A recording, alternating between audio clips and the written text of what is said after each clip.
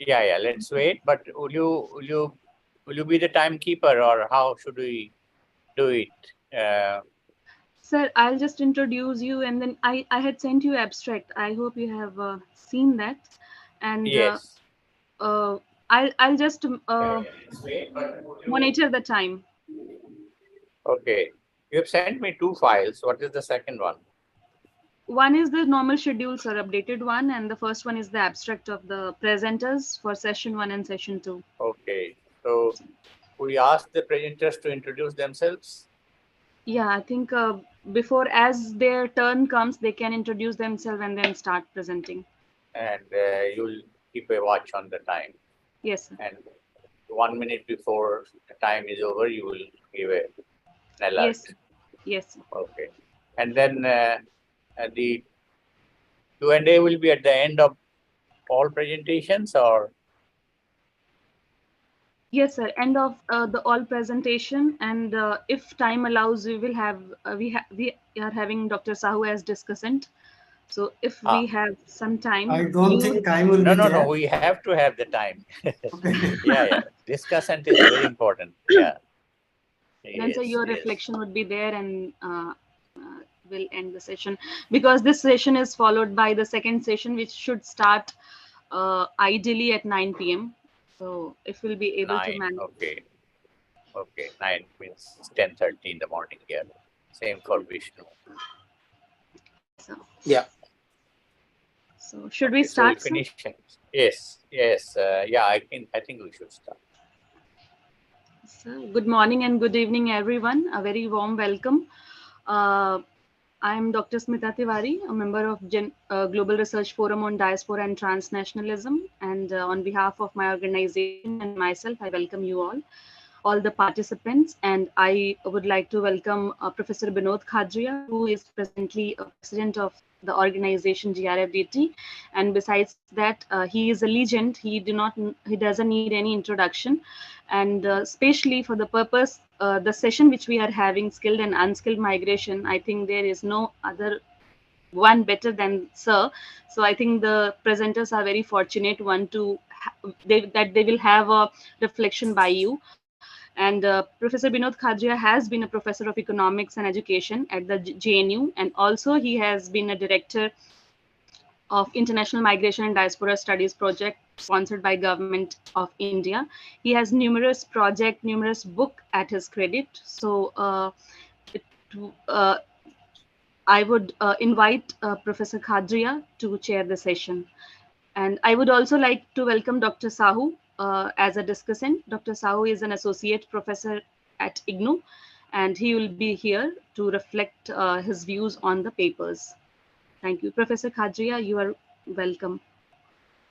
Thank you, Dr. Tiwari. I call you Smita. It's a pleasure. It's a pleasure Please, to sir. be listening to the young researchers, young and emerging researchers on this important theme, subject on skilled and unskilled or semi-skilled migration as part of the diaspora. So without much ado, I will start. Invite the first speaker. I think the speaker should introduce himself or herself, and then try to conclude within 7 minutes. At the end of 6 minutes, Smita will give an alert so that we have enough time for discussion. We also have room for listening to Dr. Sadanand Sahu, who has the onerous task of making comments on the presentations before we open for other people to ask questions or make comments. And then if time permits, we will come back to the paper presenters, maybe 1 minute each, to respond to the questions. Yes. Yeah, just Over one to last thing, Smita. sir. I would request that whoever is making presentation should turn their video on so that we'll be Yes, able to. that's very important. Yeah, that you So, can connect and know. Mr. Wasim Hussain from Jamia, please Uh, introduce yourself and start your presentation. Yeah, Good your evening. topic also. Good evening, everyone. Am I audible? Yes. I am Wasim. Presently, I am doing PhD from Department of Political Science, Jamia Millia Islamia. Today, I am here to present my paper. The title of my paper is Indian Migrant Workers in Gulf: Prospects and Challenges. The Indian Gulf Migration Corridor is one of the largest migration corridors of the world. Indians constitute over 30% of non-local workforce in the Gulf states, where the proportion of non-nationals in the employment population is among the highest in the world. The Indian workers mainly get employment in three kinds of jobs in Gulf. First, white collar jobs, which basically in white collar jobs, the Indians got jobs. They work as doctors, nurses, engineers, accountants, and managers. Second is semi-skilled workers or blue collar jobs, where they work as craftsmen, drivers, artisans, and other technical workers. And the third one is unskilled laborers, where they work as in construction sites, farmlands, livestock ranch stores, households, maids, and domestic workers. They are mainly engaged in unskilled and semi-skilled profession in the Gulf. The Saudi Arabia and UAE are the most popular destination of Indian migrants in the Gulf region. About 60% of Indian migrants work in these two countries. This paper is an attempt to analyze about Indian migrant workers who have migrated to Gulf countries. This paper is divided into 4 sections. The first section gives the overview of the Indian labor migration to Gulf. The second section examines the prospects and opportunities for India by migration of these workers to Gulf countries. The third section examines the problems and challenges faced by these workers in Gulf. Finally, a conclusion is drawn. In this section, I will try to analyze. I will try to discuss about Indian labor migration to the Gulf and overview. Immigration from India to the Gulf countries is not a new phenomenon. The people from India have migrated to Gulf since from ancient times. Organized labor migration in the region began in the mid-1920s with the establishment of Bahrain Petroleum and Kuwait Petroleum companies, so that by 1950, some 8,000 Indian workers were employed in oil companies, largely in construction and in administrative positions. But the real upswing in migration began in the 1970s with the oil boom. According to the latest data of Ministry of External Affairs of the Government of India, currently there are more than 8 million Indians in Gulf. This huge bulk of migrant population are playing a very significant role, not only the host countries, but also have major development contribution to the place of origin. How the migration to the Gulf countries have been shown increasing in the last few decades, but in the last few years there was a decline in the Asian workforce moving into Gulf. In 2019, migration to Gulf for jobs from India decreased by 62% over 5 years. According to a reply given by the Ministry of External Affairs in the Lok Sabha, there were some reasons for the decrease in numbers. Prominent among them is that the Gulf countries are passing through a period of economic slowdown, primarily because of the decrease in oil prices. In the second section, I will try to discuss about the prospects and opportunities for the workers and for the India which are working in Gulf. In this section, I will try that how these workers are contributing towards India. Contribution through remittances. At both the micro and macro levels, the impact of low-skilled migration to the Gulf has generally been positive. So far as India is concerned, growing worker remittances over the last 2 decades have helped in stabilizing the external reserves. According to a World Bank report, workers' remittances provide valuable financial resources to the developing countries, particularly the poor countries. The remittances from migrants working abroad are important for both families of migrants and for the balance of payment for their home country. The remittances contribute significantly to the gross domestic product as well as foreign exchange earnings of developing countries. Last year, India received highest remittances, about $10 million in the world. It contributed about 73% of the India's GDP.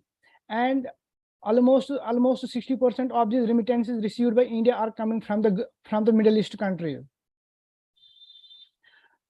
Contribution in development.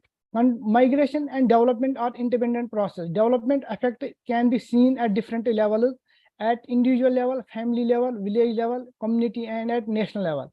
These developments may be in form of economic, social, demographic, cultural, infrastructure, and political. The impact of Gulf migration on development is more visible in Kerala, since 50% of Indian contract workers in Gulf countries are from Kerala. The contribution of Gulf migration to development can be seen in various areas like housing, transportation, town planning, education, and religious institutions, amenities, and other infrastructure facilities. The main impact of migration is on housing sector. Contribution in labor market. Gulf migration provides more than 4 lakh jobs for Indians everywhere. The major impact of the labor market is the reduction of unemployment through migration of unemployment workforce. A sample-based study revealed that 38% of the migrants were originally unemployed. Contribution through other aspects. The return of migrants, whether permanent and temporary, bring benefit in many ways. In economic terms, returning workers bring useful knowledge and contacts from overseas and can provide an important means for transforming skills. There are other dimensions to see the development through the migrant workers, such as bilateral trade are growing strongly. Significant numbers of Indian workers are getting good jobs like white collar jobs, shift of occupation, mobility of workers. In the third section, this section will discuss about the problems and challenges which Indian workers are facing in the Gulf. Gulf countries absorbed high volume of laborers from Asia to work in both unskilled and semi-skilled jobs. This mobility has given rise to various issues unsolved labor issues such as operation of illegal recruiting agents and illegal migration, and problems such as salary issues, working and living conditions, and abuse at destination countries. Some of the main problems and challenges faced by Indian workers in Gulf are as rights and benefits. Mr. Wasim, 1 more minute. You have 1 more minute. Sure. Then I will just tell the main points that what problems they are facing there. Yes, inhuman living conditions of workers, housing without permanent roof. They are not getting good accommodation to live. For example, in one single room there will be 10 20 persons. They have not so much good public and health services there. And the main cause of all these problems is the kafala system. The root cause of all these problems is the kafala system. Actually, what kafala system is, that the majority of the workers immigrated to GCC countries through kafala system. It is a system whereby an immigrant is sponsored by an employer who assumes full economic and legal responsibility for the employee during the contract period. Actually, this kafala system gives more power to the person who is the employer. So they get a chance to exploit these workers. To conclude, I want to say that migration is an important human activity. Indians have been migrating to various parts of the world voluntarily or due to some compulsion. The migration of Indians to Gulf countries is not a new phenomenon, but migration towards this region increased drastically in 1970s due to oil boom in the region. The Indian migrant workers in Gulf have contributed in India through remittances and so contribution in development and labor market, etc. The remittances from Gulf countries have changed the economic condition of few regions in India, but Indian migrants to Gulf countries are facing various challenges and problems in terms of exploitation of employees, unregulated private recruitment agencies. Their working environment is very harsh. There is a need that effective measures should be taken by the Indian government to solve the problems faced by Indian workers and prevent the exploitation of Indian workers in the Gulf region. There is also an immediate need to make changes in the kafala system. Thank you.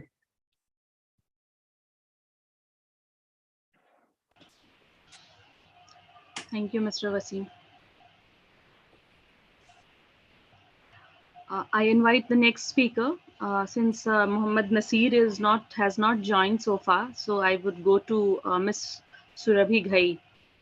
Ms. Surabhi, please introduce yourself and then you start your presentation. Please keep in mind to focus on main things because we have limited time. You're not audible, Surabhi. You're not audible. Not audible.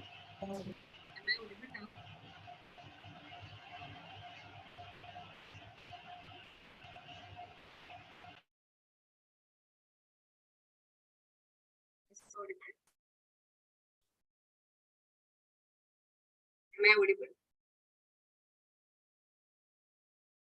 You may go ahead, I think. I'm Surabhi Ghai. I'm a research scholar in the Department of Sociology from University of Kerala, Trivandrum. I have a PPT here. Actually, the host has disabled the participant screen sharing, so can Again, there is a problem. I think it's getting distorted. So if you come closer to your mic, I think it might help. Come closer to the, yeah. Actually, ma'am, I'm not able to share my PPT. So can you please enable? That's okay. No PPT. You can just speak because your time is limited. So it's fine if you speak. So the title of my present paper is Interstate Labor Migration to Kerala. It's a demographic transition in the making. It's a question actually. So it's a joint paper by myself and my supervising director, Professor RS, and I'll be dealing with the presentation part. So migration in general, we would say that it's a movement of people from one place to another. It's an age-old phenomenon. So people mostly migrate due to various factors like which we categorize as push and pull factors. Push factors are those that that force them to leave their origin place, and pull factors are those that attract them to the destination place, like a better standard of living, high income, etc. So since Kerala, coming to Kerala context, Kerala has been an immigration or a migration state since its formation. The massive labor shortage in the informal sector caused by the excessive outmigration of Keralites to the Middle East and other countries led to a shortage of unorganized laborers in the state. So therefore, the subsequent demand for unskilled economic accompanied by much higher wage rates made Kerala a migrant state. Actually, I had the census data as well as from Kerala Institute of Labor and Employment. There was an option for PPT. I would have shared that. So, according to a study conducted by Dr. Giridharajan sir and late Sagaria sir, around 2.1 million persons has emigrated from Kerala. Therefore, the significant emigration rate of Keralites to other places has given rise to a situation where immigrants are being replaced by migrants. So, coming to Kerala census, population census about Kerala, the interstate migrants are not uniform. Majority of there are a lot of migrants coming to Kerala from various districts, states across India, like Orissa, UP, Bihar, West Bengal, Tamil Nadu, Maharashtra, etc. So these migrants are like they depend on various reasons of development, like job opportunities and so rapid urbanization. Also, higher level of urban concentration can be seen in districts like Ernakulam, Trivandrum, Kozhikode, and Thrissur. At the same time, Idukki, Palakkad, Wayanad, and Kasaragod districts experience high level of concentration of migrants, especially in their. So the study is primarily based on secondary data. The data primarily collected by Kerala Institute of Labor and Employment, Trivandrum. So the according to the study, majority of the migrants, interstate migrants in Kerala are settled in. Like I said earlier, the majority of these districts like Ernakulam, Trivandrum, Thrissur, etc. And these migrants are concentrated in urban areas. Like for example, Perumbaur in Ernakulam is a migration hub. Like there are private factories, etc. for employment opportunities to these migrants. So when we look at the gender-wise analysis, it shows that the stream of interstate migration in Kerala is primarily predominant.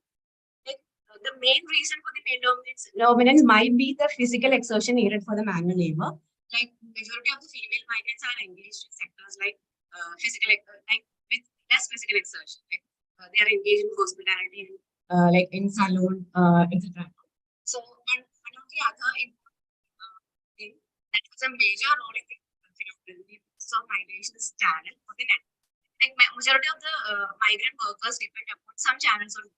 However, the prime factor, prime three factors that the industrial migrants in Kerala depend on friends, relatives, as well as contractors. And these prominent factors vary.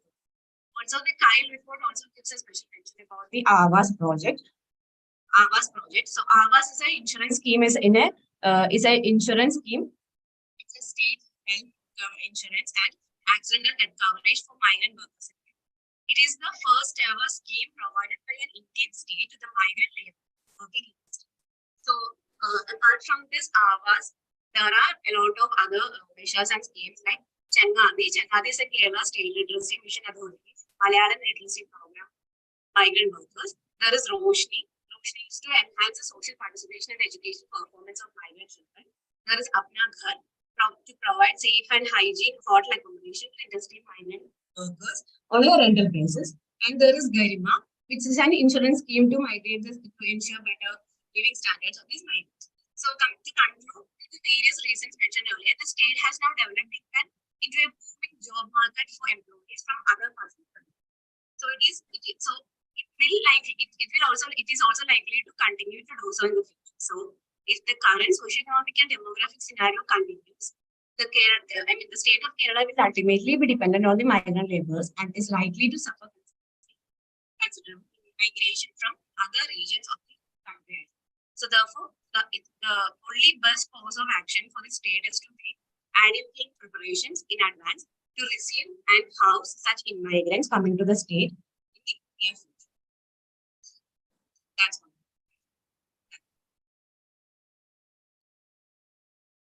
Okay, thank you. Thank you, Surabhi. Of course, your audio was not stable. It was going up and down, but I hope that our discussant and other audience have been able to make out what you are saying. So it's a very important subject, interstate migration to the state of Kerala, and trying to change, bring in change, demographic structure in the state. We'll come back to this and have more discussion later on. Smita. Thanks. No, you are muted, Smita. Thank you, sir. Now I would like to invite Ms. Amina Noreen to make her presentation. Amina Noreen. Amina Noreen is from, what paper is that? Let me see, it must be somewhere. Okay, Amina Noreen, yes, please. Indian Skilled, Plight of Indian Migrant Workers in the Middle East. Yes. Good evening, everyone. I am Amina Naurin Tia, and I am doing PG in English Literature under Mahatma Gandhi University in Kerala. Then I am here to present a paper about Indian skilled and unskilled laborers. My topic is based on a diasporic study of films, and I am discussing the plight of Indian migrant workers in Middle East countries. Then many people in India migrate to different countries because they have a chance of living a better life in another country other than their own. People who might be facing financial struggles in their own country might be able to afford a decent living in another country. One of the major reasons is that people move to another country is in search of better employment opportunities. Even though diasporic workers are more vulnerable to violations of their fundamental rights concerning forced labor, discrimination, and unequal treatment, and are more likely to work excessive hours under unsafe conditions and be paid less than the legal minimum wages.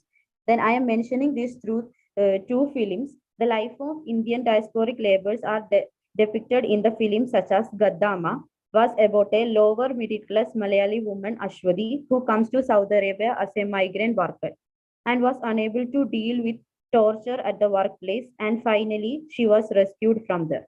The second film was Take Off, It is an Indian Malayalam survival thriller film based on the real-life ordeal of Indian nurses in the city of Tikrit in Iraq. Then a large number of India leave the country in pursuit of education or work. The majority of them, as mentioned above, are already in Middle East countries. The main reason for the migration into Gulf is the job opportunities available there. Exchange and engagement among the people of India and Middle East have been present for ages. Indians migrated to Gulf countries due to unemployment, political disturbances, economic factors, and increasing consumerism. The Indian migrants in the Gulf countries have faced many issues stemming from discrimination among workers and systematic abuse due to their lack of political clout, lower socio-economic backgrounds, and the importance of their remittances to the economy of India. With over a quarter of its population spread over the Middle East and the global North, Kerala has reckoned for decades with diaspora and nostalgia. Malayalam cinema has been historically interested in questions of personal or political, religious or secular, gender, caste, and nation in ways that mainstream cinematic tradition of India have elided.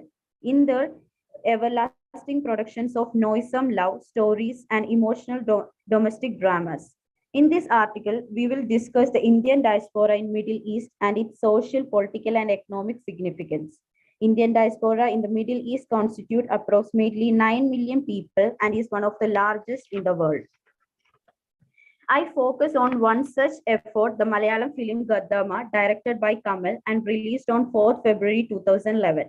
The film defies market pressure and big budget profiteering, reflect critically on significant themes in modernity such as nation, border, and gender, all in the shadow of capital. Gaddama stages the suffering of a Malayali woman from Kerala after losing her husband and economic securities, undertakes journey to Saudi Arabia with the promise of good job and salary to send back home.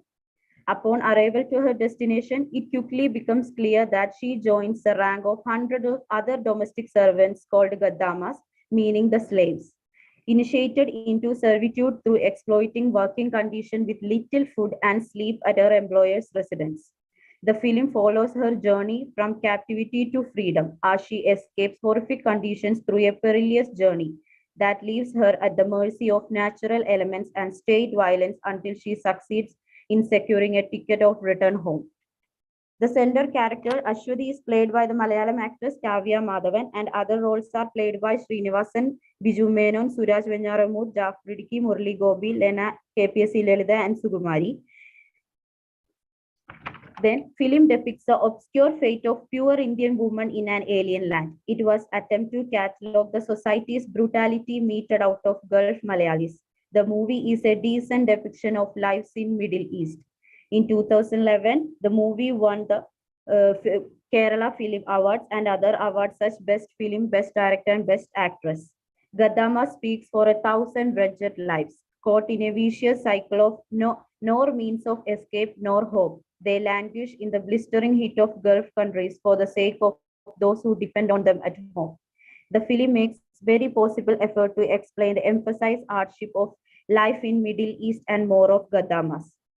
Due to financial constraint of Ashwati family and the untimely death of her husband, Ashwati is forced to be the bread earner and opts to go to Persian Gulf.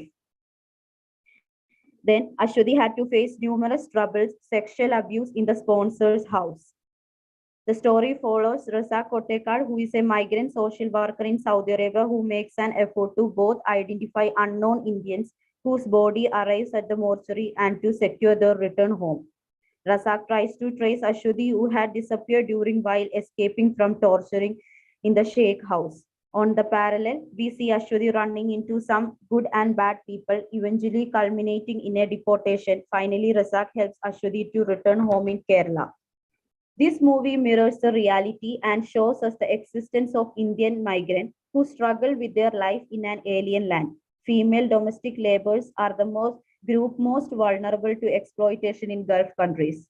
They are double marginalized initially as migrant and then as women. The movie Gaddama speaks of 1,000 wretched female lives that are forced to conceal their identity behind a black veil.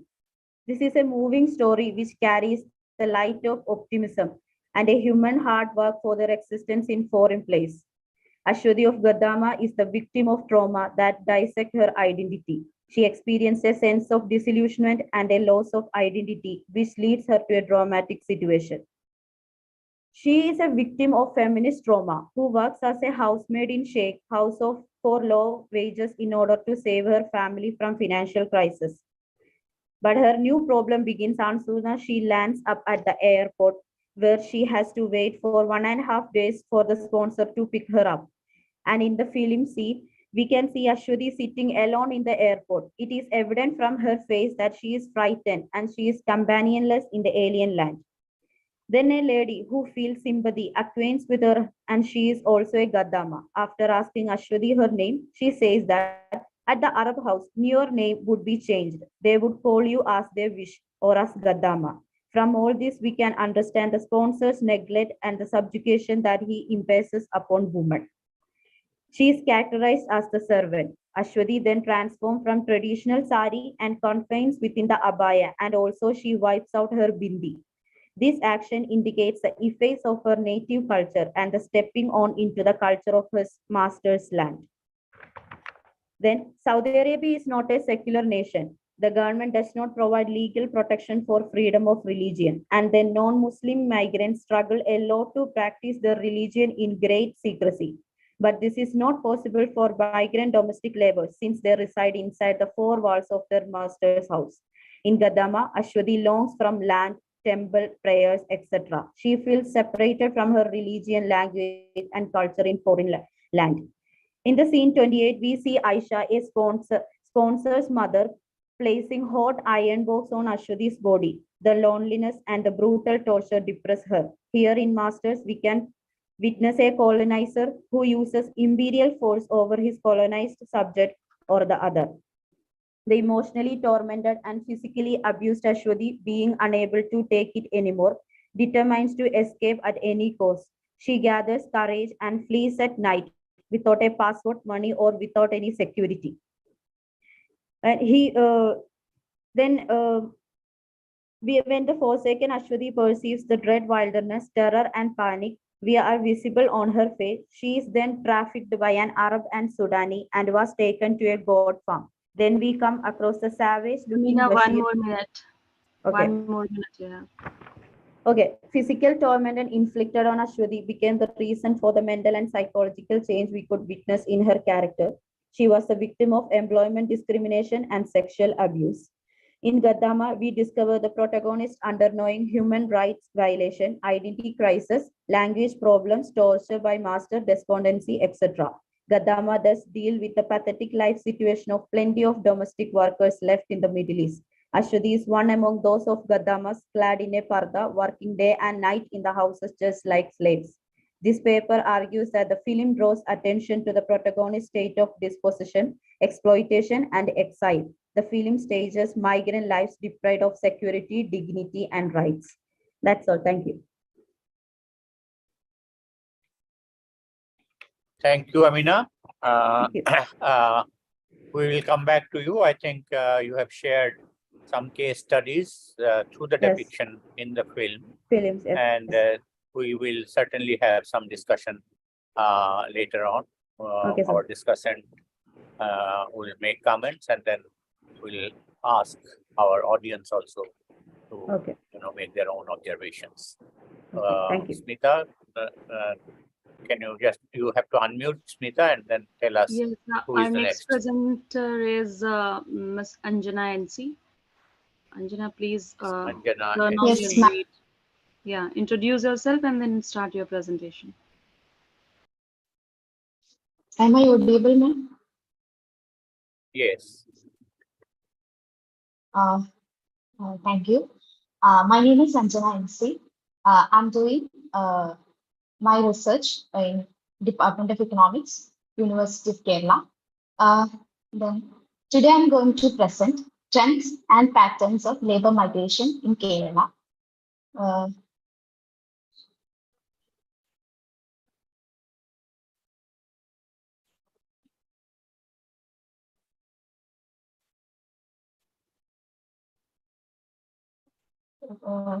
I'm sharing my screen. Firoz, can you please make her co-host? Ha, grateful.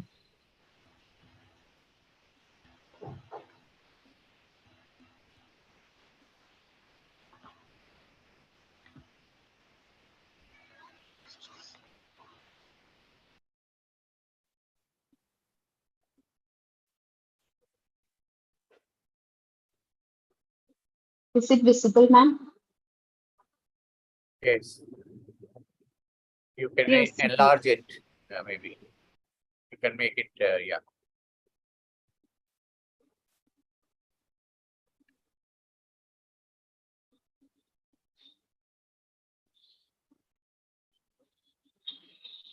Okay, is it visible? No? Yes. Okay, thank you. Uh, uh, my topic is trends and patterns of labor migration in Kerala. As we know that migration is the movement of a person or a group to a new location.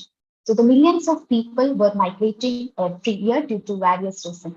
And most of the migrants are laborers, and most of the migrants are very vulnerable in vulnerable in many factors. People are mainly migrating for searching better employment options and better living conditions. And job search is the major intention of the people of moving one place to another. Migrant workers contribute directly to the growth and development of their destination nations, while their countries of the origin gain immensely from their remittances and the skills acquired throughout the migration experiences. Uh, According to Kerala, migration is the most important issue. There is two type of migration. One is internal and other is external. Migration is the movement by the people. We already told that. So internal migration is the movement of people within the country. It varies considerably from a few kilometers. For example, migration from Kerala to Mumbai, Kerala to Chennai, Chennai to Kolkata, and Kolkata to Delhi, and every corner of the country. The major objective of the study is to analyze the trends of labor migration into Kerala and the dynamics of international labor migration from Kerala, and to examine push and pull factors of the labor migration to Kerala.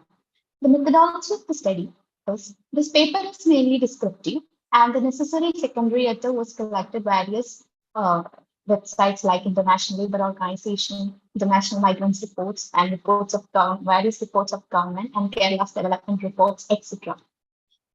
Labor migration into Kerala. So Kerala is the state situated in southern west coast of India with 14 districts, and Kerala has highest literacy rate in India. There are two kinds of migration playing an important role in Kerala. One is interstate migration and another one is out migrants or immigration. Both are contribute to the development of Kerala economy. Some of the interesting facts of labor migration in Kerala. One is Kerala's emerging economy has changed from agriculture sector to the service sector. So Kerala is basically a consumer state. So Kerala has facing a structural imbalance in the labor market. This is due to the shortage of labor and high wage of demand of local laborers. So due to this problem, recent year Kerala encouraging migrant workers, especially into the construction sector and the agriculture sector, basically to the construction sector, because construction sector, one of the sector is growing tremendously. And the major reason for this labor migration are from other states to Kerala is low wage rate in their states, lack of job opportunities and employment in their own states, and poor economic conditions in the native place, and high wage rate and better employment opportunities in Kerala. Along with several overlapping factors have been identified as the main reason of migration to Kerala. And it is interesting that Malayalis are migrating to the Gulf countries, especially to the Middle East, for both skilled and many unskilled workers from other states considered as Kerala's as their Gulf. Kerala is widely known for exporting labor to the Gulf countries, while out migrants of labor from the state has a number of positive effects on the socio-economic arena of labor market of the Kerala economy. The large scale of out migration of labor has created scarcity of the semi-skilled and unskilled workers in almost all spheres of the state. So large boom in construction workers led to huge demand of semi-skilled workers from Kerala. And all the states are supporting internal migration. This led to the high increment of the economic growth in Kerala. At the same time, it will lead to huge socio-economic crisis in Kerala. So this is the distribution from other states and union territories into the districts of Kerala.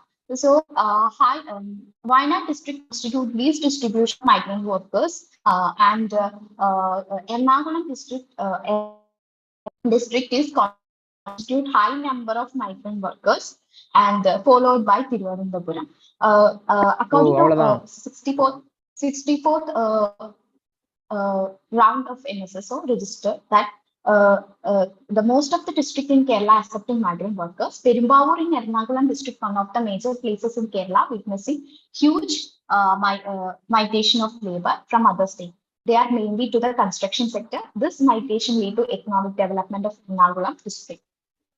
So major pull factors of migration into Kerala. One is growth of the construction sector. We already said that. Told that the construction sector of Kerala is witnessing high rate of growth. And second one is social security of the welfare schemes of migrant workers. The state providing various schemes like Apnagar, Awas to the migrant workers. They consider they are guest workers, and they provide various support and initiatives to the migrant workers. So another factor is that higher wage rate in the unorganized sector. It is obvious that Kerala's daily wage rate is twice as high as the national average. Kerala's daily wage rate has been rising throughout the year.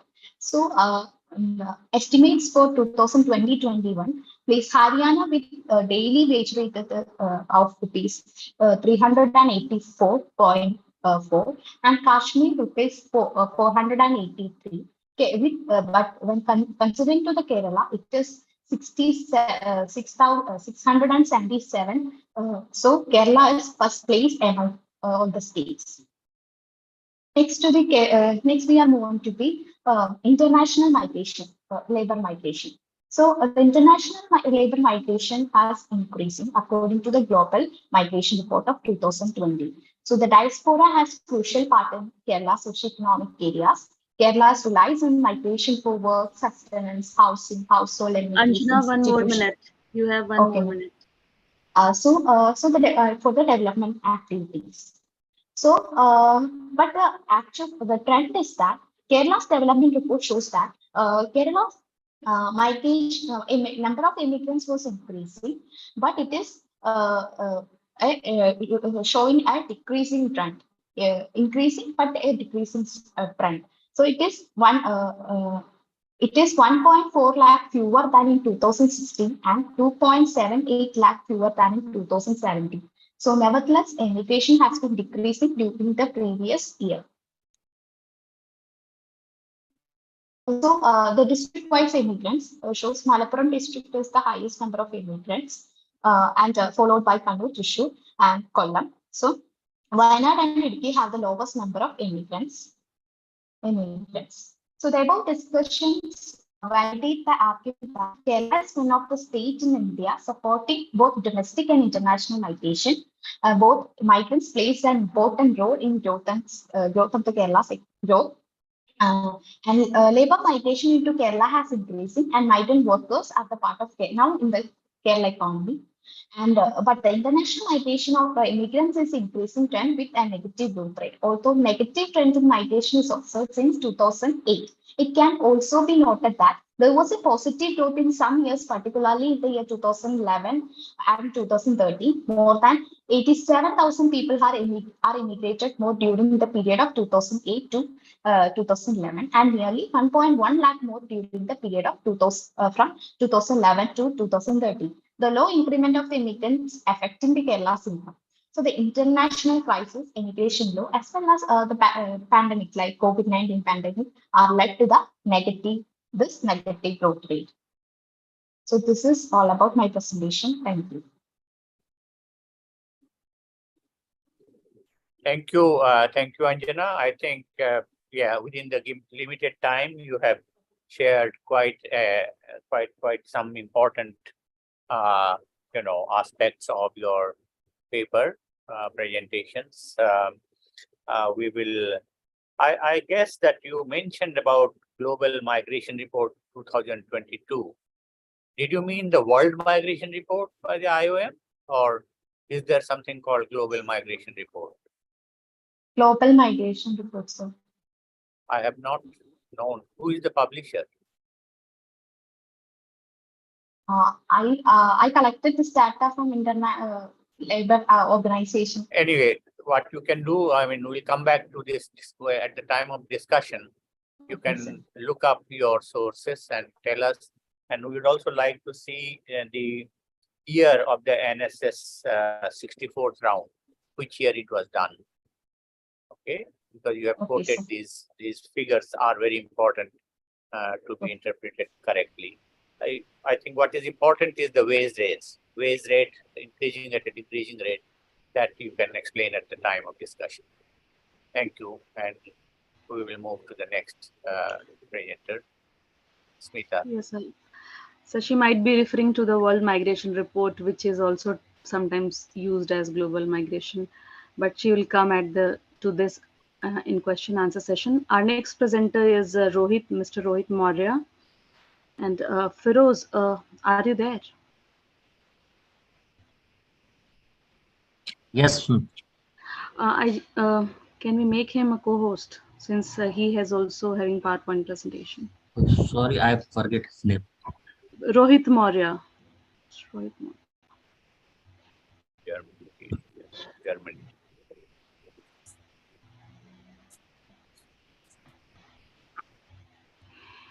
Yes, Rohit, please. You are not audible. Introduce yourself. Please unmute yourself.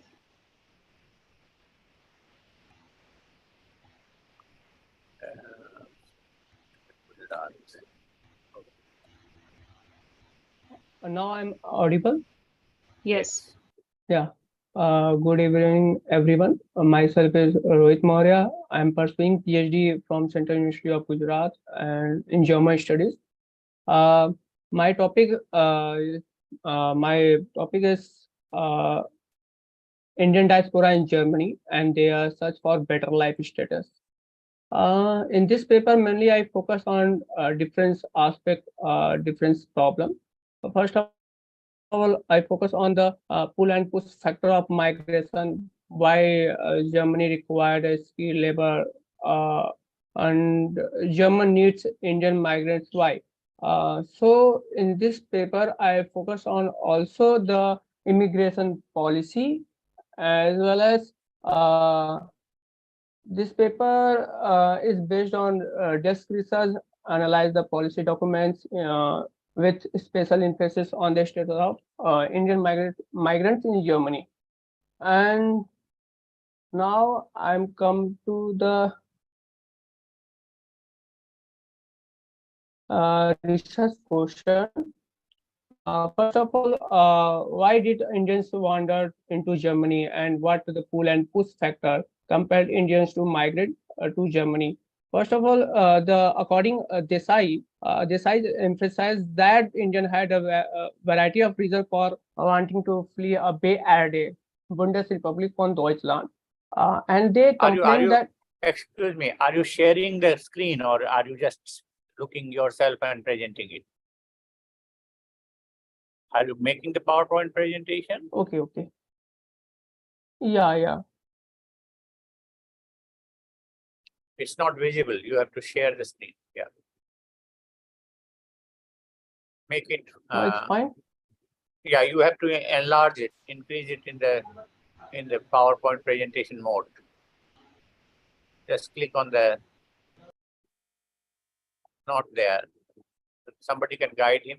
Go to the bottom and see that next to the volume button on the left hand side. You have to make it full screen at the corner. There is no option.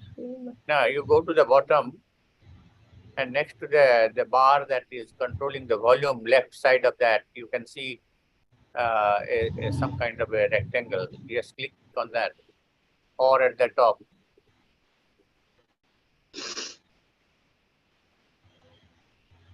I think something is. You just after 39%, which shows probability, you just go to next to the 39%. Square is visible. Use function button number 5, F5. Somebody has put that in the chat box. F5. Can you press F5? Yeah, but it's Yeah, not press. working. I think It's first you open the PPT in the presentation mode, then you can share.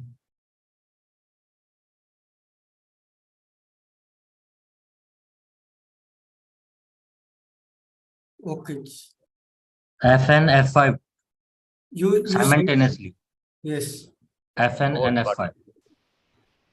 Function button and number 5. Together you have to press. Function button Not is at the working. bottom.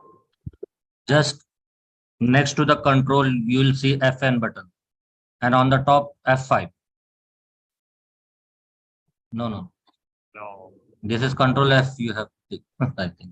Later, if we can come to bottom, there is a already, there is a bottom, you see notes, comments, then Now you cross this one.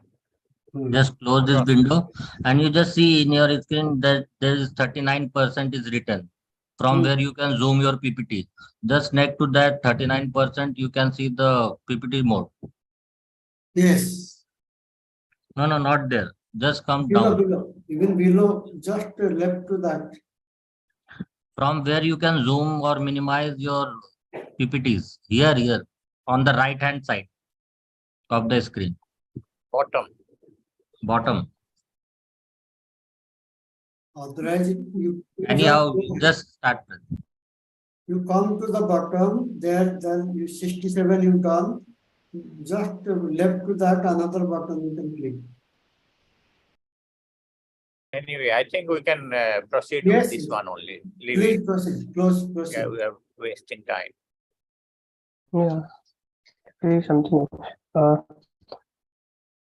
Now I'm come to my topics. Now I'm coming. I think you can skip this one. You can just go straight to the next one. This is, I think you have already talked about this push pull Okay. and objective Okay. questions. So Come to the substance.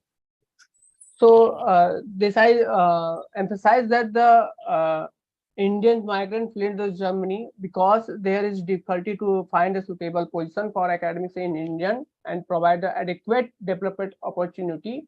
And in this case, also Ajay Sharma mentioned that after Indian independence, millions of people fled to other country in order to avoid abuse, inequality, and unemployment. So this is the main push factor to force Indian to migrate in Germany. And when I'm talking about the pull factor, Indian migrant to Germany began shortly after Second World War. According to Osterheld, the number of Indian migrants increased during the Weimar Republic, and many Indians came as a student in Germany because German university attract the Indian student, which is the main pull the factor of Indian migrants in January. And Günther and the Reinmark also emphasize also that Indian students were sent to Germany under the intergovernmental agreement in 1959 or 1916. And according to Osterheld, Günther also mentioned that 1916 to end of the DDR 1919 approximately 100,000 Indian traveled to Germany for further education. And the other pull factor is Avik Das pointed out view in the recent year. Many Indians have the travel to Germany to study for find a work job. He mentioned that Indian regards Germany as the most prosperous country in Europe with the number of job opportunity according to the Judicial Office for the Migration and Refugee. So this is the main pull and push factor which to push the Indian migrant to Indians forced to flee Germany. And the second question is, why does require not only Indian migrant but also migrant from the other country? So Germany needs the worker. There is shortage of labor that started during the Weimar Republic and the current currency reform. There is also shortage of labor and high unemployment in Germany. So that's why Germany always need a high skilled professionals worker. So according to Patrick Kenner, there are two major issues in Germany. First, population decline, and second, and shortage of highly qualified workers. Currently, they are in competition between domestic and foreign labor forces, which cause the jobless in Germany. And according to US Census Bureau, the total German population in 83 million.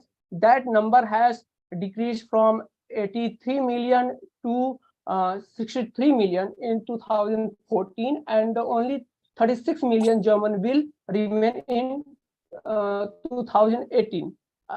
Angela Simmons also stated that in year 2022, Germany experienced a shortage of skilled worker, with the IABA Institute for Employment Research reporting 1.74 million unfilled positions across the country. There are German government in developing the opportunity card plan in order to bring in the migrants worker from outside the European Union, because Germany is suffering for labor shortage. This plan was implemented by German minister Hubert Heil, who stated that if the people do not have work, they should immediately turn to Germany. And when we are talking about the German needs Indian migrants, then we found that according to German broadcast BR 24, the Indian country is the best source of foreign talent. As the number of Indian migrants to Germany increases, India may soon become the largest source of immigration to Germany.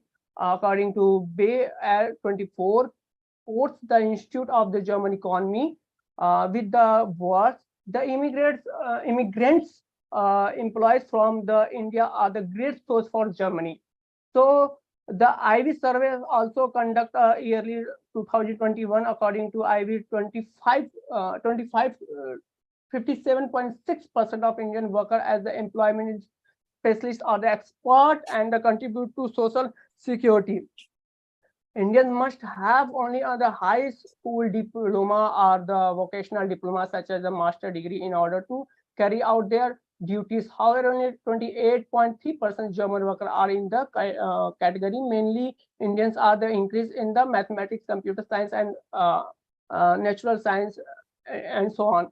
Among there, the desperately needed engineers who have been severely lacking in the machine and electronics include the years.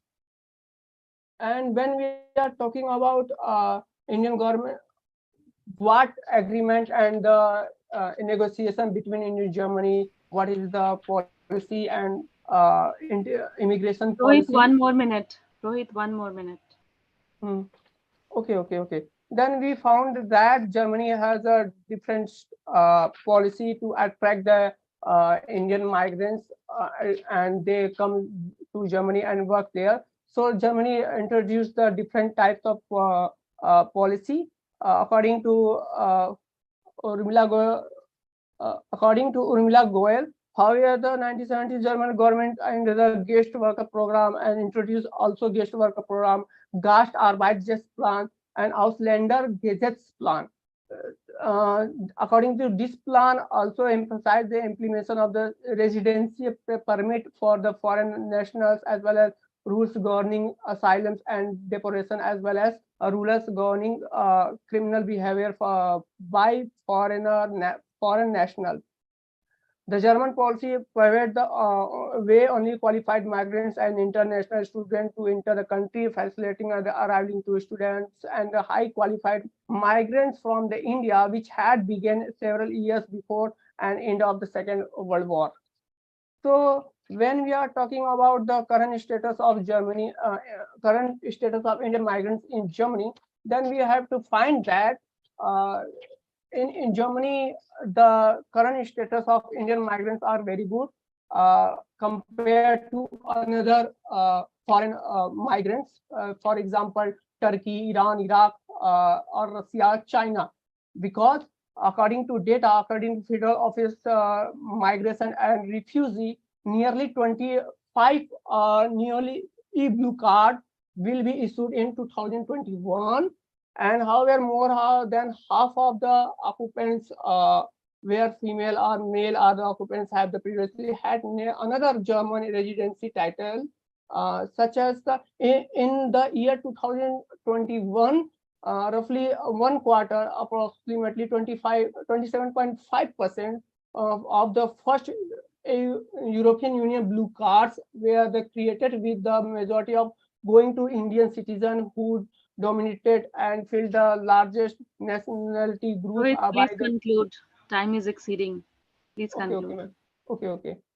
In this study, the current status of Indian migrants, Germany was found to be very good in the comparison to other foreign migrants. Indian contribute to the development of the German economy, according to data, according to reports. The German government is the success not only the integration process, but also in the implementation of the immigration law. The host country, Germany, is also changing the immigration law in order to attract the migrants. So Indian has had an inclination to migrate to Germany because the German government provides them the excellent opportunities, such as the highest level of education, as a source, job, etc.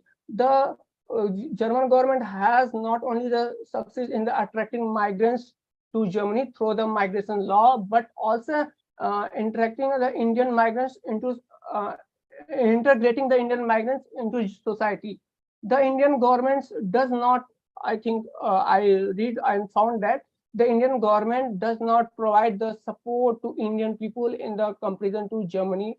The majority of Indian migrants are assisted by Germany. Thank you. Yeah, thank you. Thank you very much. I think there is a lot of stuff that can be discussed further, but you lost valuable time. You know, that goes against you, your own interest. You should be, prepared in advance. You should do a practice of presenting your slides. You couldn't present your slides, but even then, I think the data that you have presented are very, very interesting and important. And finally, you made the statement that, what is it that the Indian government is doing? That is a question mark, which is very extremely important. So I think both sides of the picture is important. We'll have more discussion on this paper later on. We have to move on right now. And I request Smita to announce the next speaker. Next speaker is Mr. R. Murugan. Please turn on your video and introduce yourself. And please keep the time in mind.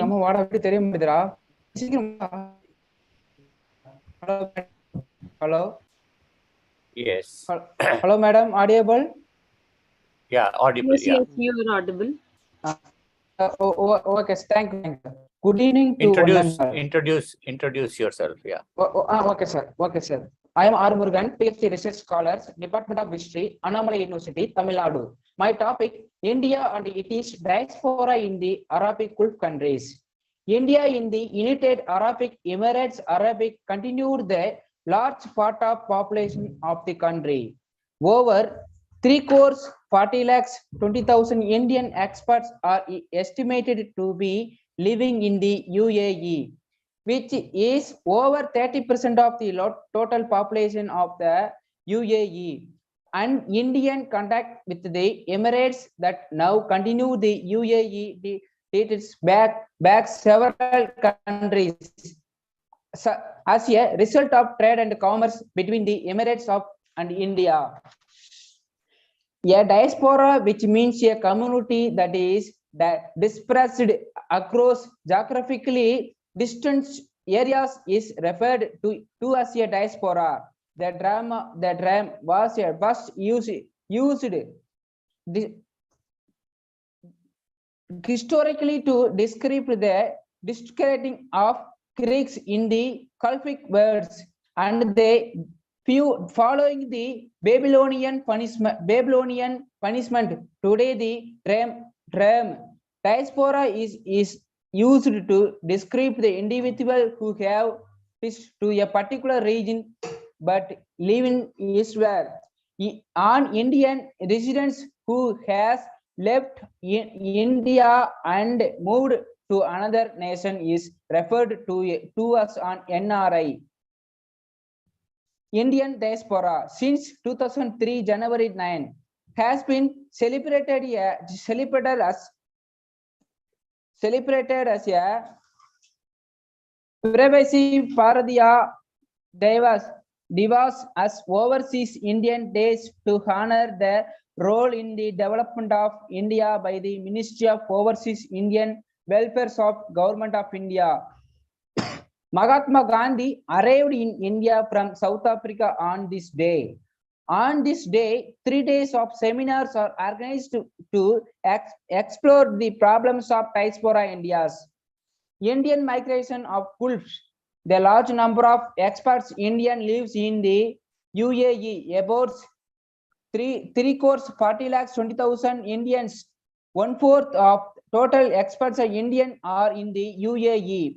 Saudi Arabia ranks second after the United Arab Emirates.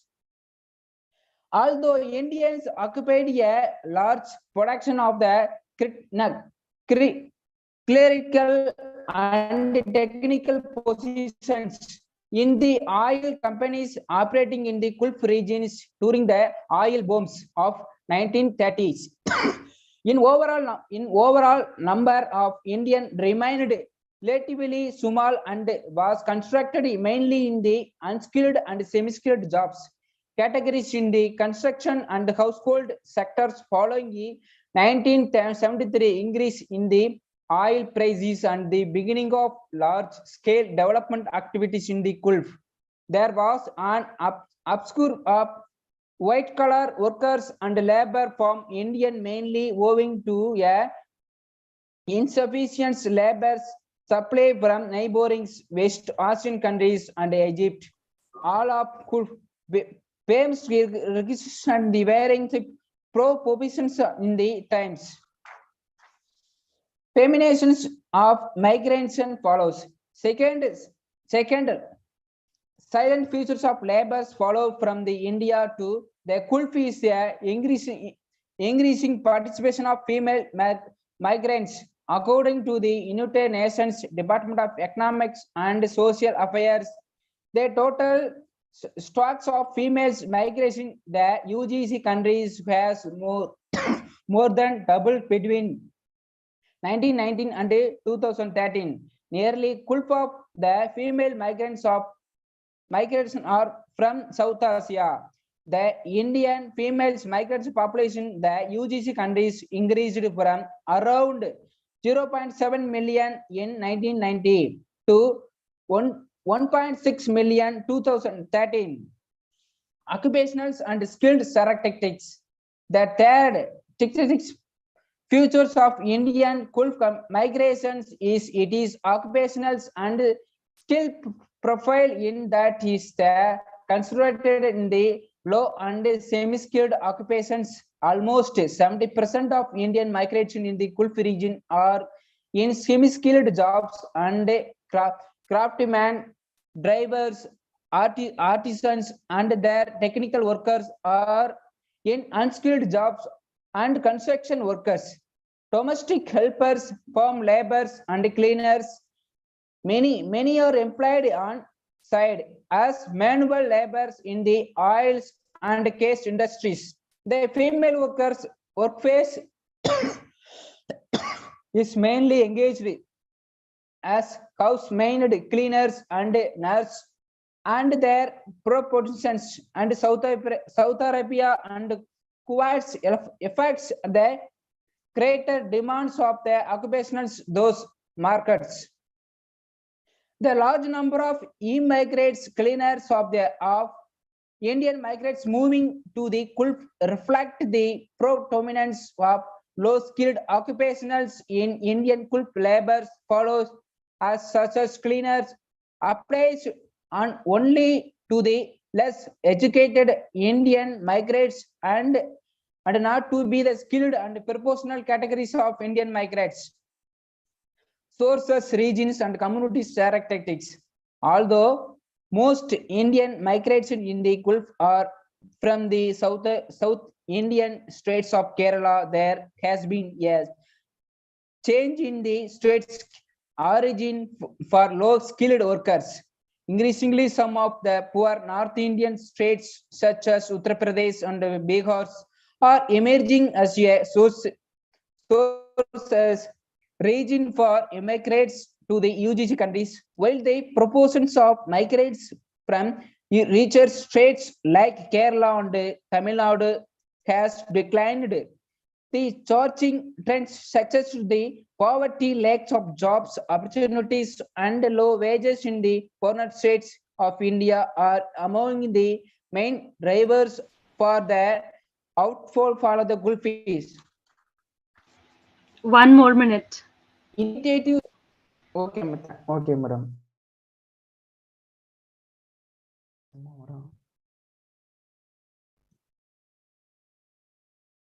The initiatives for protect Indian migrants in the Gulf. The governments of India has taken a number of steps to increase the welfare and protection of India. The Indian communities upward.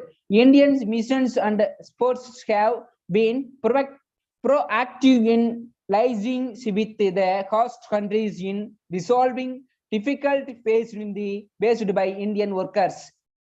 Privacy Bharatiya Brahma Yojana. Bharati Brahma Yojana is a mandatory insurance schemes for. I think you can conclude now, Mr. Murugan. You can conclude now. Your time is over. Okay, sir. We'll come back to you. You will get more time at the time of discussion.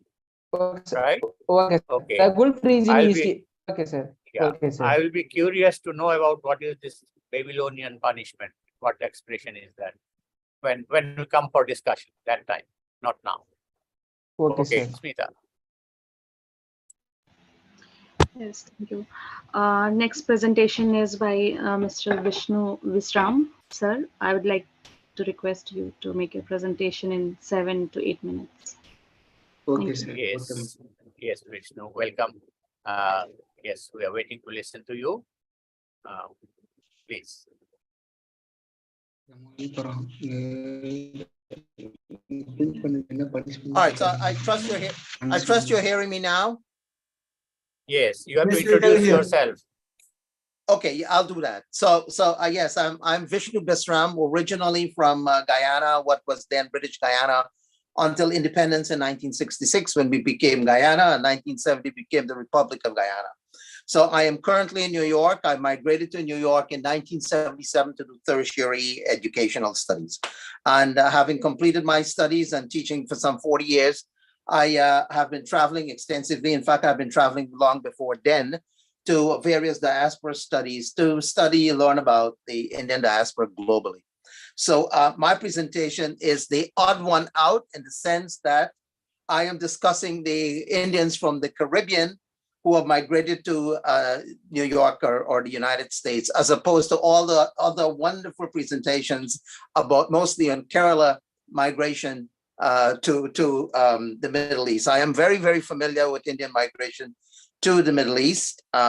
During the 1970s, we used to have a lot of newspapers, 70s, 80s, and 90s, that focused a lot on these migration patterns. So I'm speaking about the Indo-Caribbean migration. I've had a very lengthy presentation. So rather than address the presentation I prepared, I will just give you the gist of it very quickly and hope to be done within 5 minutes.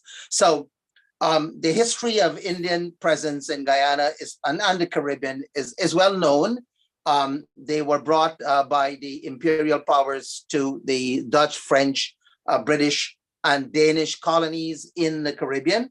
I am focusing mostly on the British experience. And so from the Caribbean, between the period 1838 to 1917, approximately 600,000 came. And subsequently, it led to conflict between the local is used in inverted commas, the African population who were slaves brought from Africa, and the Indians. This conflict led to not only physical confrontation, but a political conflict as well in the places, in the countries of Trinidad, Guyana, and Suriname.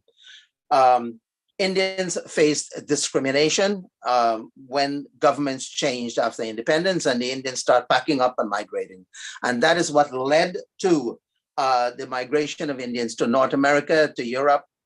The Indians in North America are focused mostly in Toronto area and the New York area. But in the United States, a large numbers of Indo-Caribbean people are also settled in Florida and in the metropolis of the biggest cities like Chicago, Minneapolis, Houston, Dallas, and so forth. And wherever these Indian communities settled, it has been, I wouldn't say a plight like the plight that the Indians faced in the Middle East, but certainly they experience a lot of challenges and adversities, as do all minority immigrants in the United States, of racism, housing, employment, credentials, and so forth. Now, the Indians who came from the Caribbean to North America, although they may have been credentialed in the Caribbean, they lack credentials in the United States, and therefore they had to accept menial jobs. So they may not be, some would have been semi-skilled and many skilled, but over a period of time, they were able to acquire these credentials to have quote unquote professional positions in the United States. And with that, of course, came high income. And many of the immigrants, as do other immigrants from elsewhere, worked double shifts in order to accrue large amounts of money from which they then used to purchase homes. As immigrants of all other communities, they pursued this family reunification sponsorship program, and the population has grown substantially. So Indo-Caribbeans who at one time were migrating at about 10,000 a year from Guyana, and several thousands from Trinidad, less so from Suriname. Migration from Suriname did not become huge until 1980, when there was a military coup that triggered massive migration to other places. But prior to that, Surinamese Indians had migrated to Holland when the colony became independent from 1975. And there are perhaps over 100,000 Surinamese Indians in Holland. Their number in the United States is substantially less, between 30 and 50,000. In terms of Indo-Guyanese, there are approximately 650,000 Indo-Guyanese in the United States, and about 350,000 Indo-Trinidadians. So altogether, one would estimate about 1 million Indo-Caribbean people in the United States. And wherever they have existed, they have established communities. These communities were established because it was made easy by the nativist people who didn't want Indians or other immigrants in their neighborhoods. So Indians were able to establish these little Trinidads, little Guyana, and little Suriname wherever they came and wherever they have settled. And one would say the same holds true for nationals from India that have established their own little India in Manhattan, the little India in Queens, and the little Indias in New Jersey and elsewhere. The Indians, the Indo-Caribbeans, just like the Indians from India, have been very, very successful as immigrants because they have one of the highest income per family in America, not perhaps on equal par as the Indians from India, who are more credentialed and who are more professional oriented, as opposed to Indo-Caribbeans who had difficulty accessing tertiary education in the Caribbean until they traveled abroad. So while the income of Indian nationals in the United States would be about 120, 130, 140,000 average. That of the Indo-Caribbean people is between $90,000 and $110,000. Nevertheless, it is perhaps 3 times larger than other minority groups in the United States. And so here we are in New York City, where I focus my study. We have a little Guyana in Richmond Hill. Richmond Hill is in South Queens, New York, and in it you would have perhaps 200,000 Indians. This particular community, you have large numbers of masjids, large numbers of mandirs, and you have all the other institutions that sociological institutions that help with adaptation, adoption in the neighborhood. I would say that the Indo-Caribbean people have made substantial contributions to New York City, the New York State, and to the country as a whole, wherever they have settled. They certainly have received less services than other groups, and they are not a burden, whether they are legal or illegal immigrants. They are not a burden to any of the city, state, or national government, because they received in services substantially less in dollars than the amount of money they pay in taxes. Overall, as has been the case for most immigrants, in fact, almost all immigrants in the United States, they are a net asset to this country of the United States. Overall, one would say that the Indo-Caribbean community has been neglected by studies of scholars, not only Indo-Caribbean scholars, but scholars in general. And in general, the nationals from India have not, the scholars from India have not done much studies on this community, substantial as it is. And there should be a lot of studies, because it is a fascinating community that have been able to establish their little neighborhoods all over Queens, the Bronx, and parts of Brooklyn. With that said, I'll return my last few minutes for a panel discussion. Thank you, Vishnu. I think that was very enlightening, and twice diasporas, I'll say. Yes, we are twice diasporas. Twice diasporas, and then you have mentioned a lot of comparative figures, comparative data with with the one-time diasporas, the Indians from India, and then Indians from Guyana and Trinidad, Caribbean. So one thing we should note as well is that while immigration from India to the Middle East was organized largely, immigration from India to the Caribbean was organized. The immigration from the Caribbean to North America, Europe, has been unorganized or disorganized. Yes, that's true. Well, I will call it, the migration from India to the Caribbean was forced migration. So it's colonial migration. It was forced migration, yes. And whereas from Caribbean to the United States and other places, it is voluntary migration. Largely regular or irregular, but it was voluntary.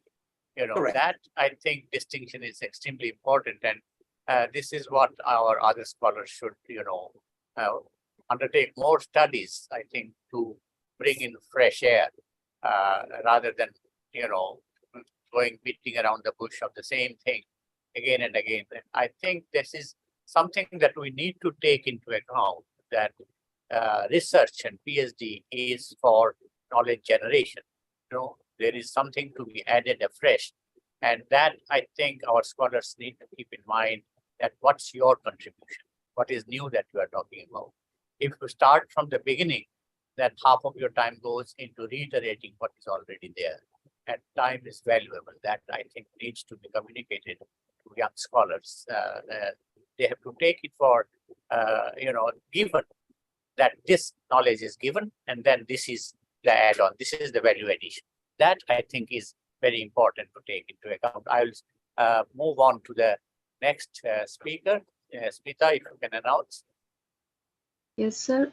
Thank you. Our next speaker is Dr. Sudeep Kumar, who has just joined a little before, and he is an assistant professor in Central University of Haryana.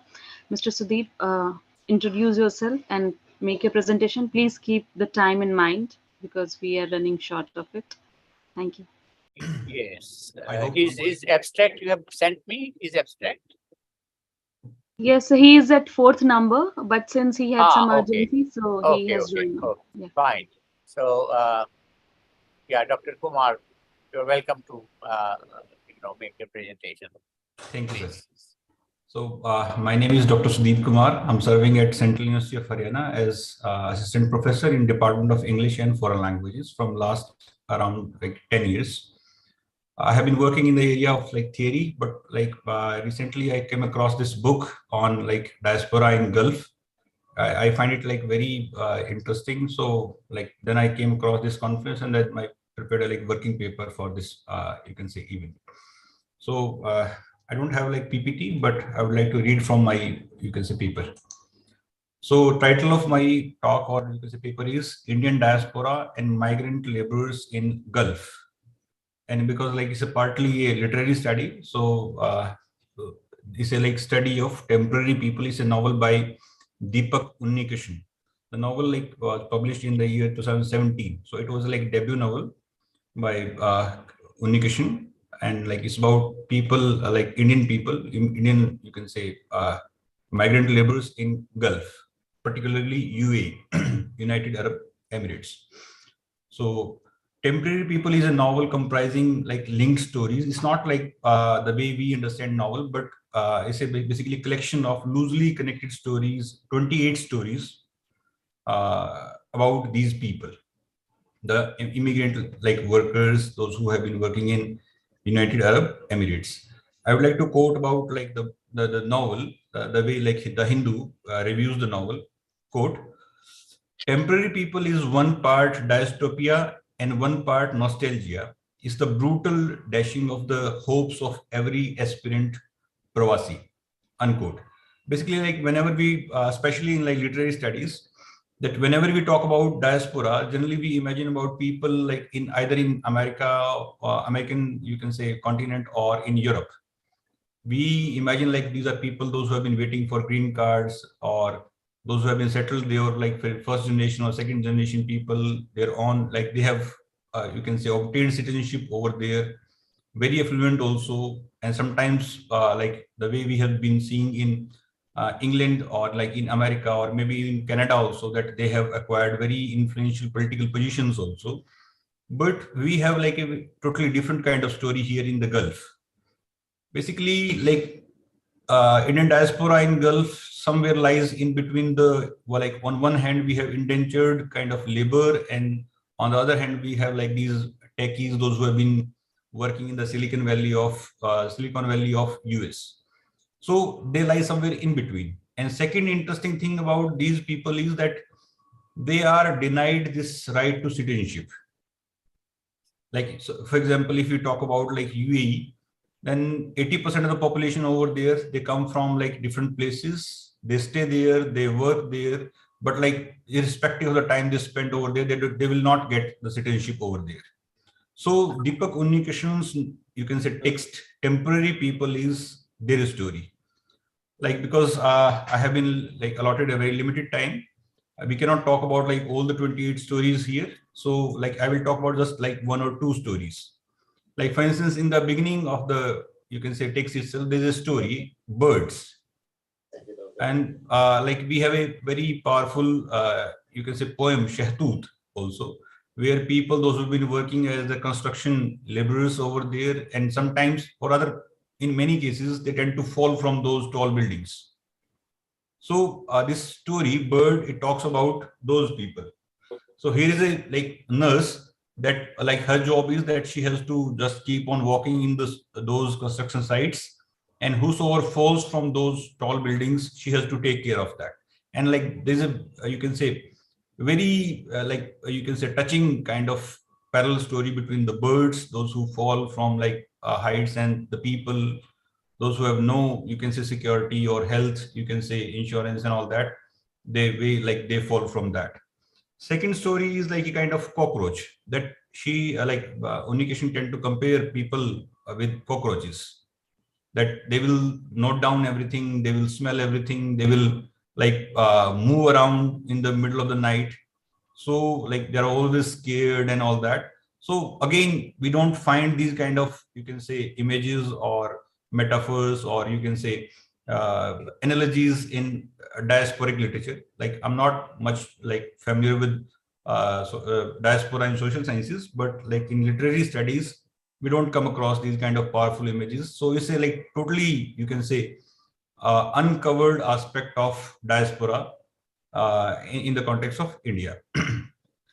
Then we come to the second part, like where my, you can say, talk tends to enter inside the social studies circle.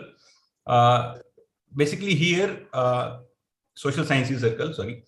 So here we think like this novel, and with the help of that, even Deepak Unnikrishan himself, because he was having a long experience of being there in Gulf and then in US. So he tend to offer us some kind of issues like what affects, or like what kind of problem these people they come across, or like when they tend to come back to India, especially in Kerala and all that.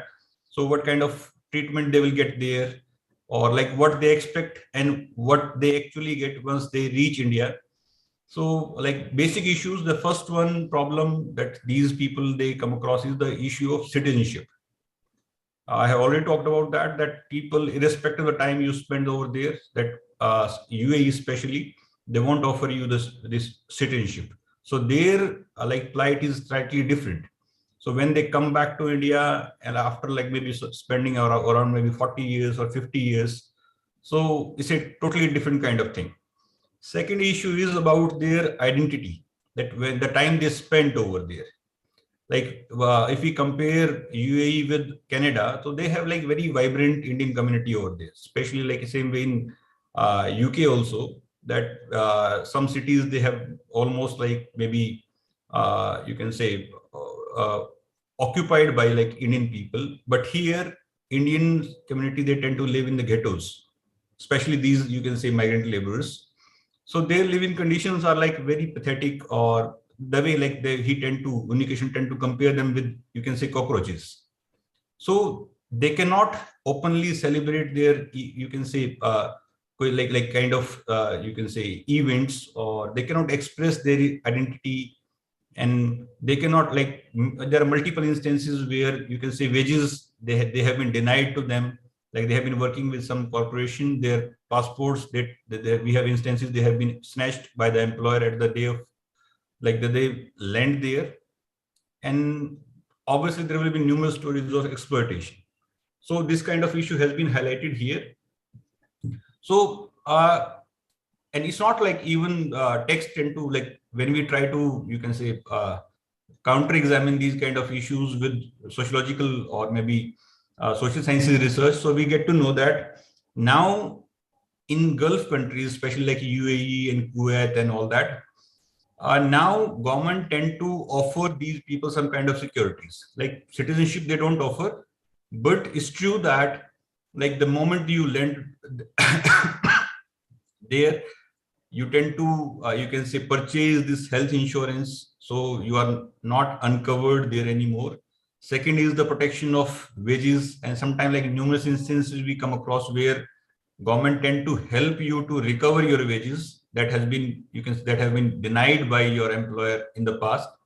So obviously there is a scope for improvement, and like government, both Indian government and governments there in the Gulf countries, though they have been trying to improve the conditions, because they have to like leave this impression as if like Gulf is a secure place for these people. But by and large, still the problem is that not many people, like they are as protected as they are there in the West, or like in like American, you can say, continent. So that was the issue here. I would like to read one or two paragraphs here before I conclude. 1 more minute. Okay, ma'am. So roughly, like Indian diaspora is maybe like probably after China, second largest diaspora in the whole world. Roughly around 26 million people, like as per the latest data we have, those who live as diaspora. And if you talk about Gulf countries, around maybe you can say more than 8 million people are there. So the study, like this present study, concludes with the idea that diaspora people are those who migrate from one place to another for the purpose of earning money, getting education, getting a citizenship, or for any livelihood, you can say, purpose. The greatest problem that has been addressed in the novel is that Pravasi people are not traditional diaspora, like in the Gulf, as these are not considered as the citizen of that country. The novel doesn't revolve around the person, rather it covers people as a whole. And diasporic studies have turned into a significant discipline, like probably this one, temporary people is the first major text that talks about people in that forgotten area. So like it's a like a good idea that people like both writers and the researcher, they should take up, you can say like Indian diaspora and Gulf. They should talk more and more about that thing. And rather, I would congratulate our, you can say, organizers also that they have taken up a, you can say, session on this area. So it's a high time that we should talk about these people and you can say their issues, so that more and more people will get to know and their situation can be improved there. Because like we have a very varied kind of population in India. They are like varied people in terms of language, you can say religion, rituals and all that. So once they move to different places, once they are uprooted or displaced, like for economic reasons or some other reasons, so like both government of India or like the host country, they should take care of their, you can say, religious fulfillment or identity related issues. They should be given some scope where they can, you can say, materialize their spiritual needs or social needs. And Indian consulates or maybe Indian embassies across the world, they should take care of these issues. So that was my talk all about. Thank you. Yeah, thank you, Dr. Kumar. I am conscious that it was limited time. That's why, but within that time, you have shared enough and you have created a lot of curiosity, I must say, with your presentation about temporary people and then sharing two stories, birds and cockroach, which are images that are being used. And I think it's a very, important point that you have made in terms of undertaking interdisciplinary studies, and not just across disciplines, but between literary studies and social sciences. That, I think, is a lesson that we need to learn from you. I'm curious, which department are you from in the Haryana Central University? I'm from Central University of Haryana, English and Foreign Languages. English and Foreign Language, okay. Okay, you have published books and articles on what you have presented. Have you been writing on these things? Yes, sir. Like I have been, you can say, reading this, like generally, like I'm working in Indian literary criticism, but recently, like one of my students, like she was interested in temporary people. Initially, I was not happy to like take up this project because this was not my area. But then I was really interested, like I came, I read maybe 10-15 pages, but like then I find like this was irresistible. So very interesting. And because I did like it, like maybe last year itself, so when I came across this conference, so I thought that why should not participate? So Claudine and all that, like these are friends. So I contributed like abstract to this conference. Yeah. I think you should write. You should write stories like temporary people. You know, that's very, very important. So I think, do we have more speakers, Nita? One person is missed. So no, sir, not for this session. One person is absent, so that's okay. So, we have 8 presentations. We had 8 presentations. So without losing any time, I would invite Sadanand Sahu to make his comments as a discussant. He can club some of the presentations together rather than going one by one. I think you can find common themes and then make your own observations. Thank you, Professor Khadria. And I think the presentations range from, social science to literature to history, wide range, you can say, from social science and humanities. And also there is a diverse issues we have covered here.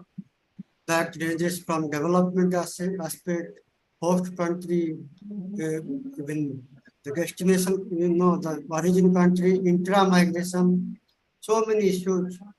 But I have few observations, like, some papers are very general, which should have been very, focused.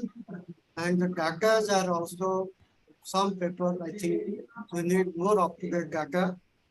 And there are interesting presentations like Dr. Vishnu Mishra, who presented the talent migration from the, like old diaspora, which is very interesting. Today we talk about Kamala Harris, Rishi Sunak, and many other, even earlier times, B.S. Naipaul. They're very world-class, talent, knowledgeable people. They migrated from colonial diaspora to the UK and USA and all. So the success of this diaspora because of migration is very much well known. So I'll not talk much. I'll be concluding here because time is very short. Already we encroached 10 minutes. So I'll stop here.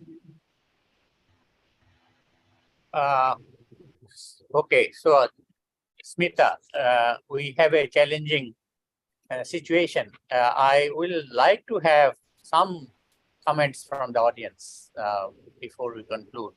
So please quickly, if you can point out, I think I can see Chandrasekhar Bhatt is there, and certainly would like to listen to him. Raj Bordula is there, and then I think Paddy is there. So, and some younger people also. Perhaps we can club the comments together rather than, each one to be responding. You can announce and invite, because otherwise we'll be just waiting. Professor Bhatt, sir, would you like to make any observation? Well, very very briefly, yes, of course. Yes, sir. No, I agree with what Sadanand has already articulated, except for the two presentations. You need a little more intensive work done. I would suggest the young people to say, if they take up one research issue, they must go into at least collecting a little bit of basic data, primary data. And purely secondary data doesn't really make it interesting, nor perhaps they'll be pursuing the research in future. So take up some small bit. You may not be able to go to Gulf countries. Many of these are from Gulf country domain. But then those who are back here from Gulf countries, they could be used as informants, and you get some basic information collected. That shows the seriousness of your research piece. This is, I thought, one could not too much generalize, because everyone knows about all these, but you should give something of your individual touch into the theme of your research. That's what I would say. And then I think the presentation by Kumar, I'm quite impressed, and it had been from Haryana, right? Yes. Yes, it's been very, very, very interesting. But one issue, that of definition, is something which perhaps makes diaspora and the migrants to the Gulf countries different, because we in the diaspora studies have certain parameters to define diaspora. I'm not going to talk too much technical, but you'll find the difference because of that. The Gulf migrants absolutely have to come back. So they know they're defined, their linkages there to the countries wherever they go, but not beyond a point. They're going to be back, and then resettling themselves or readjusting to the environment back home here is going to be a very difficult thing for them. And that's where perhaps the difference between all other diasporas and the diaspora, I say it's in inverted commas diaspora. Mostly, I think Vinod Khadria may not be considering them as a diaspora. They're the international migrants for work, labor, and for a specific length of time. So they don't find that kind of linkages back home here, like what we find in the Caribbean, and the vice president of US from the Caribbean in the US, born and brought up in the US, and has the right to even raise up into any hierarchy of political or economic system in those countries. Yeah. So this is a small point which I thought you might like. And Vishnu's, of course, marvelous as always. And I learned quite a few things that they work hard. And I've known some students of mine here.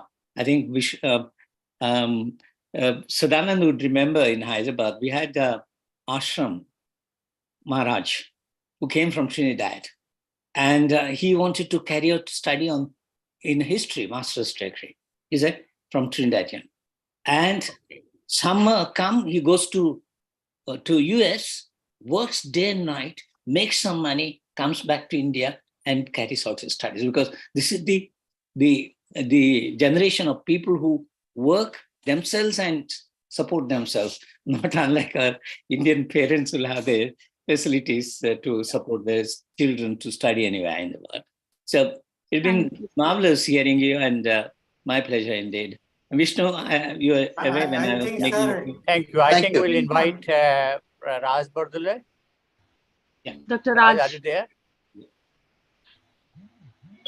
May not be there. Let me unmute. Can you hear me? Yeah, we can. But only 1 minute, please.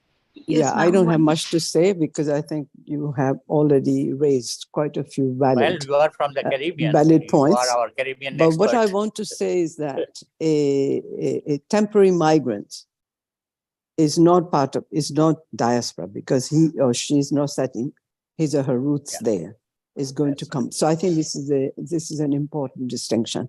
And on the other hand, I think it's also important to point out that most of these temporary migrants are they don't bring their families. They're not allowed. Most of them who are in unskilled positions. So their situation is very, very dire because they are there.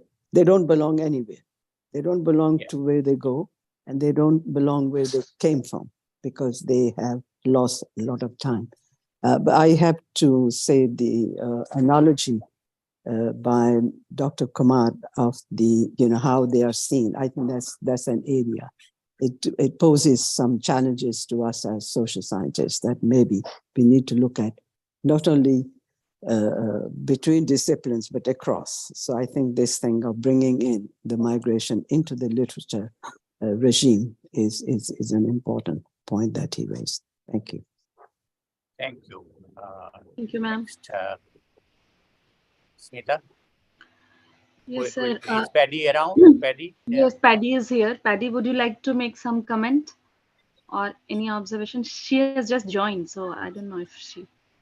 I think I was listening in to the very last part of the presentation, but I think much has been shared. Thank you so much, and congratulations to the presenters. Thank you, Professor Binod, for chairing this session.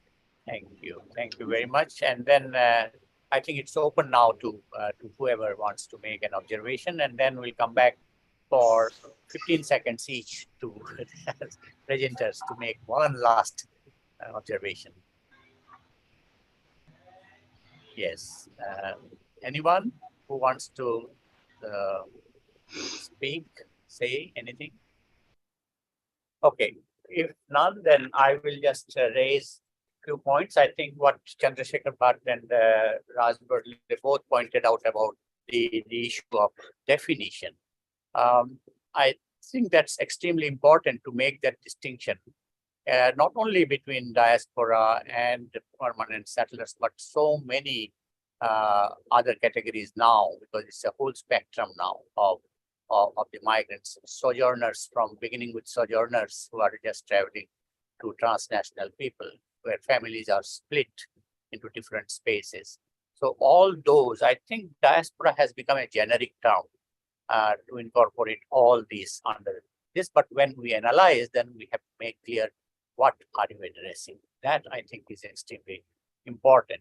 Having said that, I would reiterate that the purpose of this exercise, of this kind of a mega conference, is interaction, learning from each other. And that, I think, can happen even in this particular session. We had a couple of them. Vishnu, Sudip Kumar's presentation was of accomplished researchers who have shared their work, their views and their thoughts. And then on the other extreme, we have some who have just started.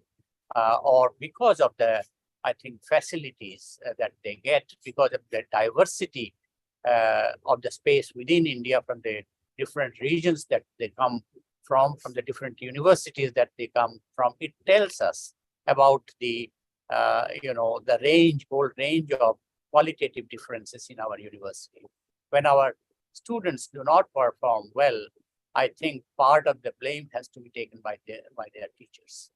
So this is something where I would say that make the best of this opportunity of being here, from learning your co-presenters, from learning from the comments that we get. Sadanand Sahu made very brief comments, but very, very important to make that some of them have been extremely general. See, your 7 minutes are very, very precious time. Each second counts. Don't lose them either in not being able to make the slides work, or not being able to, transit from the introduction. Beating around the bush, starting from the beginning of giving all the background and the oil boom and this and that is passé. It's an old story. You have to talk about now. That's why I asked, what is that 64th round NSS? Maybe this has become history, and that history may not be relevant, because otherwise history is relevant very much. So we have to talk about live history. When you use the data, then either you have to say that you have extrapolated, or as Chandrasekhar Bhatt says, you carried out your own survey, primary survey of stories, even stories, other literature. Like we have come across so many references I was listening to other sessions, plenary sessions over 2 days. And that's where we can benefit from, to go from where we are, to go from here to there. I would not take more time, because I'm looking that we are already 50 minutes over time. But just to point out a few of them, I think the paper on Germany was extremely important. Although he could not share his slides, but he was able to tell us about the different data, the numbers that are concerned.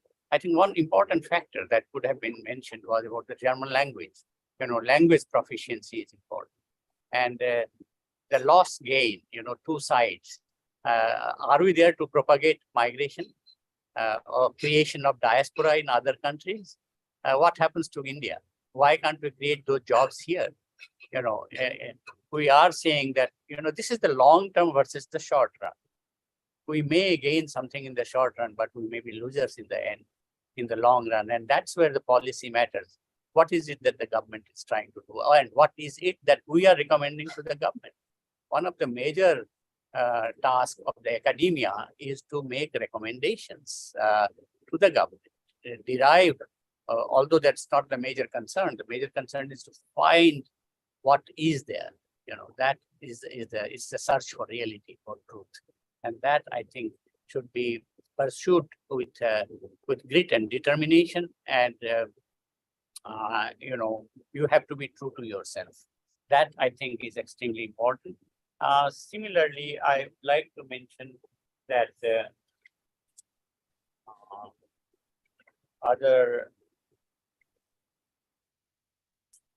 Babylonian punishment. I think we should know what is Babylonian punishment. So this terminology is extremely important. I'm sorry that this guy's presentation could not be heard properly, because our audio was creating disturbance. But then we heard Amina about the film, which is, I think, parallel to something in common with the story that Sudeep Kumar mentioned in terms of the novels. And then there is drama. So I think, in fact, we have tomorrow another plenary session on films and literature and so on. And I will be, perhaps talking there. I don't know yet what I'm going to speak, but certainly I think that would be an opportunity to reflect further on these issues that have been talked about today. I would like to pass on to the speakers again, and let us begin with from the beginning. or I leave it to Smita to choose the order. So I think we should I ask think let's pick whoever up. wants to let's pick up. respond, just take 30 seconds. Anyone who Yes. wants to respond, unmute yourself and just speak within 30 seconds. Yeah, not anyone, just name them, because otherwise you will waste time. Yes, You go sir. in the same order in which they spoke. The first speaker, Mr. Wasim Hussain, would you like to make any response to the observation sir has made? No, ma'am. Thank you. Okay, move to- Surabhi Ghai, Yeah. Ms. Surabhi Ghai. No, ma'am. Thank you. Amina. Okay, Ms. Amina and Anjana. Amina Noreen. I think she is not here. Anjana not here. NC. Mr. Rohit Maurya. Mr. Murugan has also left, and Mr. Sudeep Kumar. Yes. You're Unmute, not please. audible. Yes, I would like to say only one thing, that I have I'm working in some central university here, and we have many students from Kerala, and basically these people who are the same people who go to Gulf, basically majority they come from South India. So my students, they told us that yes, these stories are basically you can say majority part is true. And rather in the last session there was a girl whose father was working there in Gulf, and he met with some accident, and neither you can say Indian embassy over there and nor even the employer, they simply said we can transport the you can say dead body, but nothing more than can be done. But if the same incident would have happened there in US or maybe in Europe, maybe the entire you can say Indian consulate over there or maybe their government also, that would have been a different story. So this is the difference, and that's why I'm saying whether it's fall in this you can say definition of diaspora or not, but we should take up their cause. Maybe after some time we can have a substream for those people, but initially this is a responsibility on the part of diaspora literature, at least in literary studies. Yeah, I'll be done in a few minutes. Just a short response to what Yes. Dr. Yes. Kumar mentioned. The Ministry of External Affairs has a number of skilled Gulf migrants in particular, and specifically they lead to this kind of trauma and sudden happening, and the government comes into through the embassy in those countries. But we don't know where the communication gap or what has happened. Yes. But I have seen the policies. I'm sure Vinod also must be knowing about number of policies which have been initiated, but I don't know how much they are implemented is another part. Thank you. Yeah, thank you. Thank you. That's a very important point he has made. Vishnu? I want just advice and suggestion that the scholars should try to broaden their horizon, not just focus on one particular aspect of life within India and within what they're familiar with, but also go out, explore from readings and elsewhere. Other communities as well. There are so many Indian communities globally. Yeah, thank you. Well, this was a session on skilled and unskilled migration. I think one basic requirement of that is to define not only the diaspora, but what is skilled, who are the skilled migrants and who are the unskilled migrants, and are there any other categories in between, semi-skilled or so many other that can be created. In fact, somebody can suggest a new category. So I think we need to address those so that we are on the same plane. And that I think the organizers have taken great pains in giving a title to this particular session, and that session needs to be addressed. Otherwise, how do we relate it to the main theme? But anyway, it was, I think, engaging session. We have taken almost 2 hours. That I can see even Chandrasekhar Bhatt's session that he was chairing had taken almost 2.5 hours. So this only conveys that it has been very, very exhilarating. It has been interesting and challenging session. I thank you Professor all and I Kadria. pass it. Yes, please, Raj. Yeah, 1 second. I am Yes, please. very uncomfortable. I'm very uncomfortable with the terminology of unskilled and skilled. I think That's every right. work requires some kind of Yes. skill. Yes. Skill Yes, means that's the it does point. not have, you have to go to university. So I think this is an That's area we need to reflect as scholars. yes. Thank you. See, all these, this is called the typology. You know, this is important. What has happened? We have already come to the terms called integration rather than assimilation. See, you know, similarly, there has been transitions. We don't call illegal immigrants. We call them irregular or undocumented and so on. So that's why even the terminology of occupational classification, we do have ILO, we do have other organizations where we need to revise this and put them into new kind of terminologies, new classification, because it's demeaning to call somebody unskilled. You know, I don't think I agree fully with Raj's point that nobody is unskilled. They have one skill or the other. So we have to leave this question open. And as I always say, if there are unanswered questions, then that is a sign of the session being highly successful, rather than having all the questions answered. So I thank you again, and I pass it on to Smita. And we are on the dot at 11 o'clock in the EST. And I think it is, what's the time in India now? It's 9:30. Yeah, it's 9:30. 9:30. Yes, 9:30. Okay, Smita, back to you. Thank you very much, sir. At the last, I would like to offer a vote of thanks. I would like to formally thank Professor Binod Khadria, Dr. Sadanand Sahu, Dr. Raj Bardoli, Paddy, Professor Chandrasekhar Bhatt, all of them for making reflections and providing such an enlightening suggestions to the participants. I would also like to thank all the participants for making the presentation and making the event constructive, engaging, and successful. So this is all for the first session. Now I would like to invite Dr. Feroz Khan to take up for the second session and moderate a second session. Dr. Feroz, are you there? Thank you, ma'am. Hello, everyone. I am Feroz Khan from GRFDT, and I like to welcome you all, the participant and the presenters. So we have just finished one of the important session on India's skill and unskilled labor migration from the conference.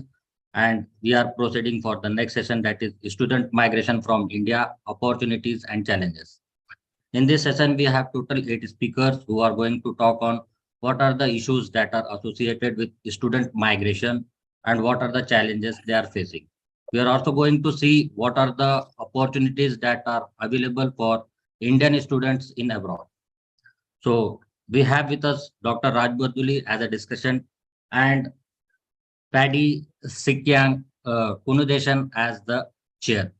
It's really a great opportunity for me to introduce one of the dynamic personality, Paddy. She is Vice President of GRFDT.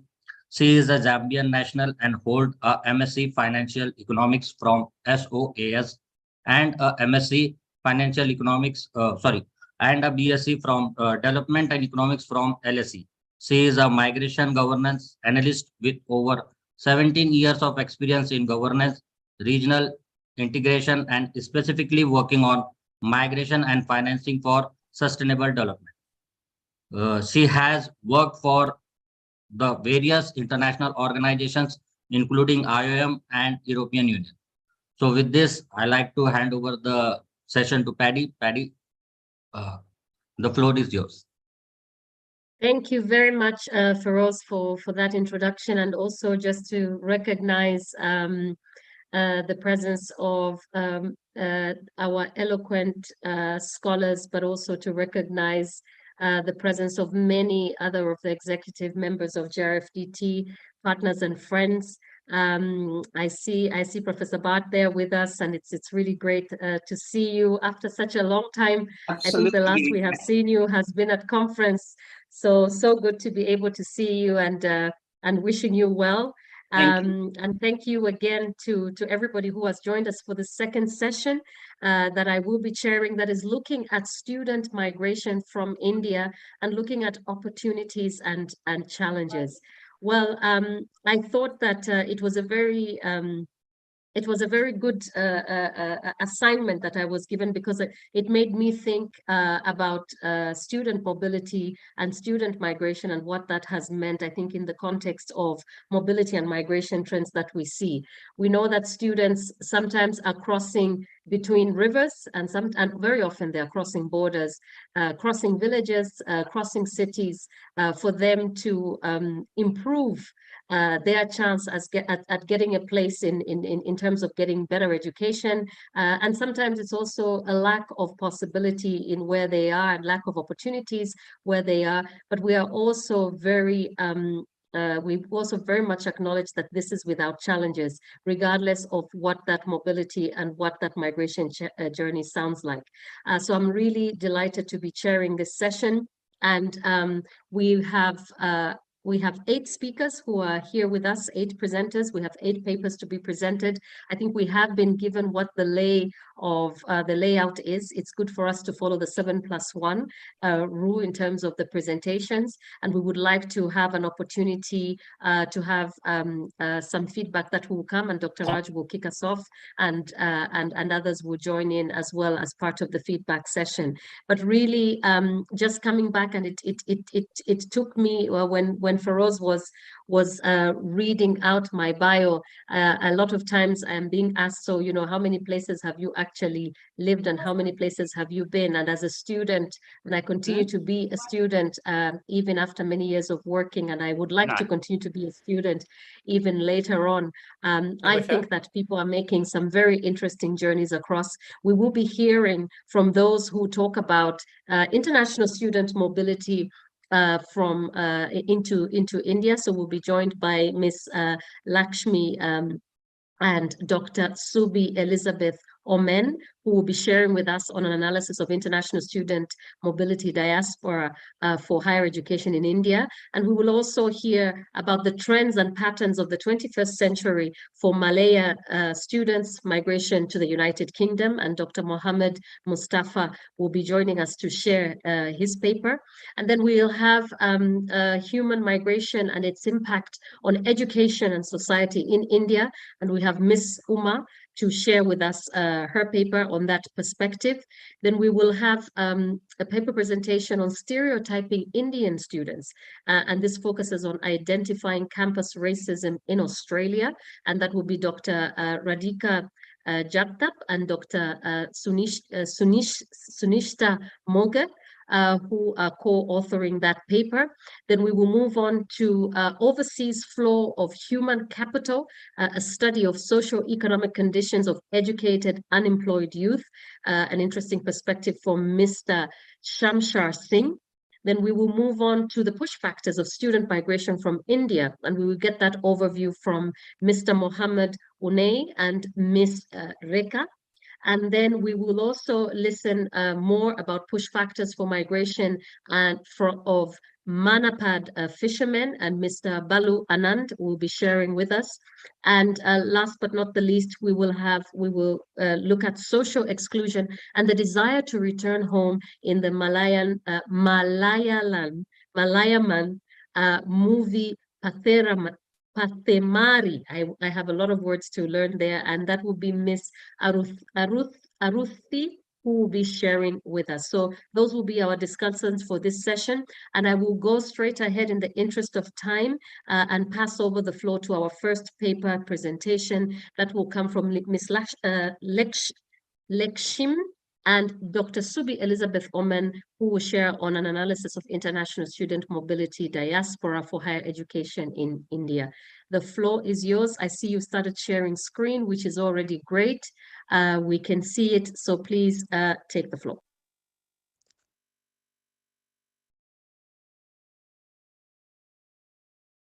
The topic of our presentation is an analysis of international student mobility diaspora for higher education from India.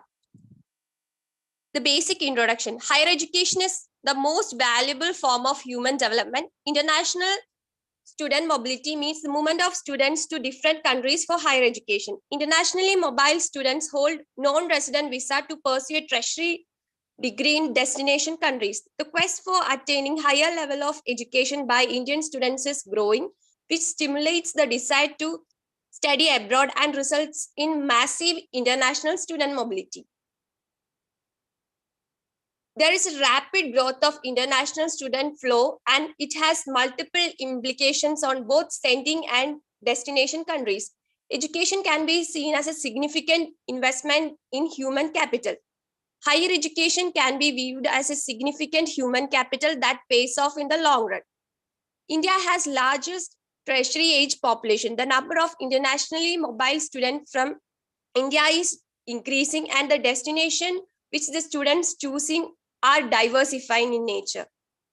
The basic significance of the study is a complex interplay of international and domestic circumstances appear to have opened the floodgates for student mobility from India to abroad.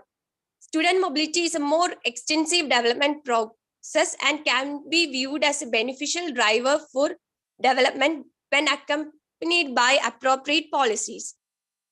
Statement of the problem. Youth population plays an essential role in development of any country. The role of youth population in the nation building process is often neglected, and mass mobility will reduce the power in decision making. Academic migration raised substantial concern about the cause and consequence of such large demographic shift of highly trained people, which we can call in general as brain drain. Indian educational institutions will face issues retaining and attracting knowledge Indians to study in India. The basic objectives of the study is to examine the trend and pattern in international student mobility from India, to understand the reasons for student mobility for higher education. Higher education is a determinant of society's intellectual capacity and strength of its future prospects. Countries such as USA, UK, Canada, Germany, Australia, France, New Zealand, Singapore, Ukraine are the most favored destination for Indian students pursuing higher education abroad. This chart shows the number of Indian students studying abroad. US has the largest number of Indian students, that is 4,65,791. The basic reason for academic mobility of Indian students to abroad are limited number of seats in India, high cost of medical education and expensive fee structure in India, low cost of living in abroad, good quality of educational facilities abroad, good infrastructural facilities are available in abroad. There is no much restriction for exams in university. Their friends' influence on the decision to study medical degree abroad, and the basic choice of the destination. The basic recommendation of the study are: the Department of Education can issue identity cards with biometric information to all registered students leaving abroad for higher education. Toll-free numbers should be established and maintained for the welfare of student community, and remedial measures can be taken on the call receives. Government of India can develop mobile apps or website for students who decide to study abroad to find out university of their preference directly. This can avoid exploitation from middlemen or unauthorized recruitment agencies. Guardians or parents must be penalized for non-registration of students moving abroad for higher education. Police stations must collect information about students leaving the country for higher education, and students need to register it at their corresponding native police stations. Periodic random surveys must be conducted among the students regarding their living and working conditions abroad. The government of India needs to control massive outflow of students by increasing the number of medical seats and reducing the fee structure. Higher education in India needs to permit students to earn while learning. Employment opportunities in the countries need to be increased tremendously. Conclusion. Youth population is one of the most valuable resource of a nation, and its quality determines the nation's pace of growth and development. India's higher education must revamp and affirm its underlying values in inter-institutional cooperation, intercultural learning, and global dimensions in the purpose and delivery of higher education. process of quality interdisciplinary approach should be improved and strengthened in the case of higher education system, which can attract and retain knowledge of Indians in the homeland, which can play a pivotal role in the growth and development of the nation. Thank you.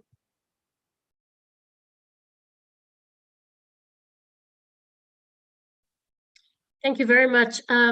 Will we have your fellow paper presenter join us to share any comments on this? And thank you for staying within the time limit. Lakshmi, is Elizabeth joining us? Is Dr. Subi joining us, Lakshmi? Do you know? Otherwise, we would be ready to move on to the next. Okay. Smita, just give me a prompt if that changes at any point, but when maybe we can have Dr. Elizabeth share with us later on. But thank you so much, Lakshmi, for sharing on that paper. We now move on to Dr. Mohammed Mustafa, who will be sharing on trends and patterns of the 21st century of the Malayali students' migration to the United Kingdom. The floor is yours.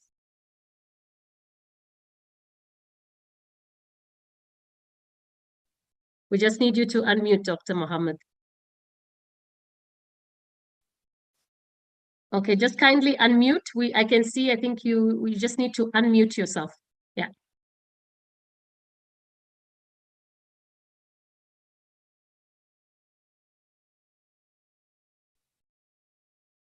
I've sent you the prompt. I've asked to unmute. If you just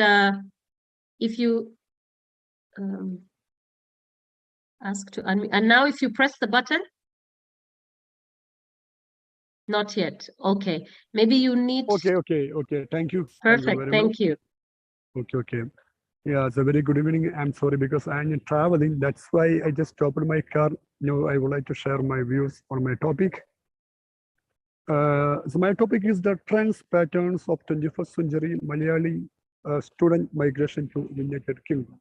And we know that the migration is an important aspect in Kerala society. Especially in 20th century, we witnessed the many types of migration from Kerala, the internal and international migration. Especially in new trends, noted that many Malayali students are moving to United Kingdom for their higher studies. Especially my studies are based on the primary data. I selected 20 respondents, Malayali students from the United States, the United Kingdom. Now they are doing their post-graduation in the different universities in the UK. My studies are basically the objective of my studies to understand the trend and pattern of Malayali migration to UK, especially what is the major reason behind the migration and why did the Malayali migrants give more preference to UK. And my studies are based on the different variables, especially their sex, their family background, their parents' education, their annual income, their education qualification, and a lot of variables I just choose for my present study. The methodology is it's a quantitative study, and I use the sample. I use the convenient sampling to select the respondents. According to my present study, the 60% of the respondents are the male and the 4% are female, because in this migration process, we can note that the male dominance we can note it. It's a labor migration and education and labor migration and student migration also.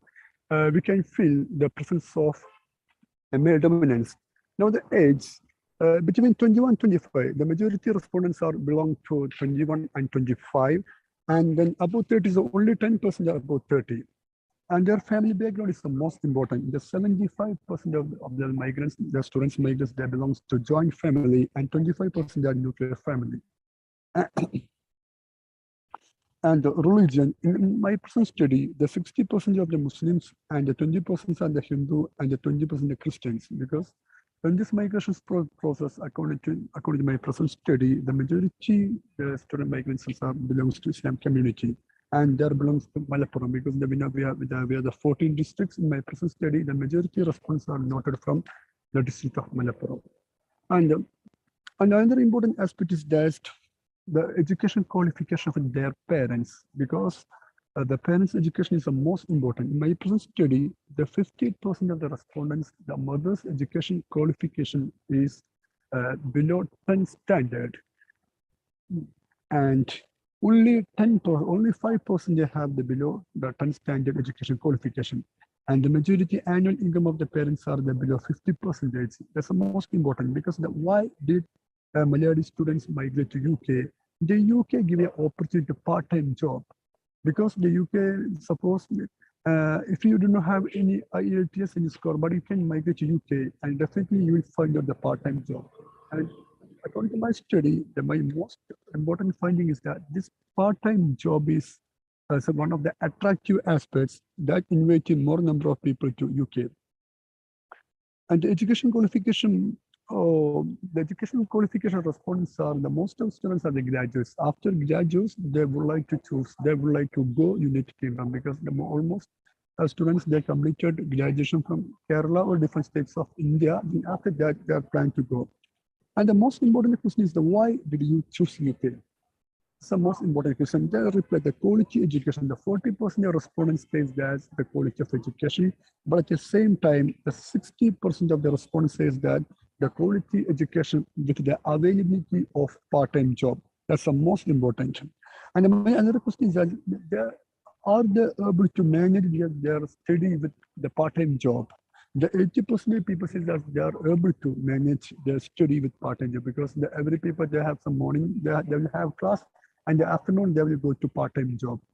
But the 20% of respondents reply that it's very difficult to manage the study with part-time job, because they are not able to find out the more time for their education. If they spend more time to education, they are not able to concentrate on the part-time job. That's the most important. And the most important other question is that the course and institution. The most of the students they choose the MBA, Master of Business Administration, the MSc Professional Accounting, MSc Geographical Information, MBA, and the most Malayali attractive university, the University of Greenwich, and the University of East London, and the Settlehampton University, and the University of Russia. And the other important question of my study is that they need the expense by the part-time job. And are they able to meet their expense with the part-time job? And the 75% responded that they are able to meet their expenses with the part-time job. At the same time, the 25% Malayali students report that it's very difficult to meet their expense with part-time job, because the UK is a very expensive state. That's why often they are fighting to manage their expenses.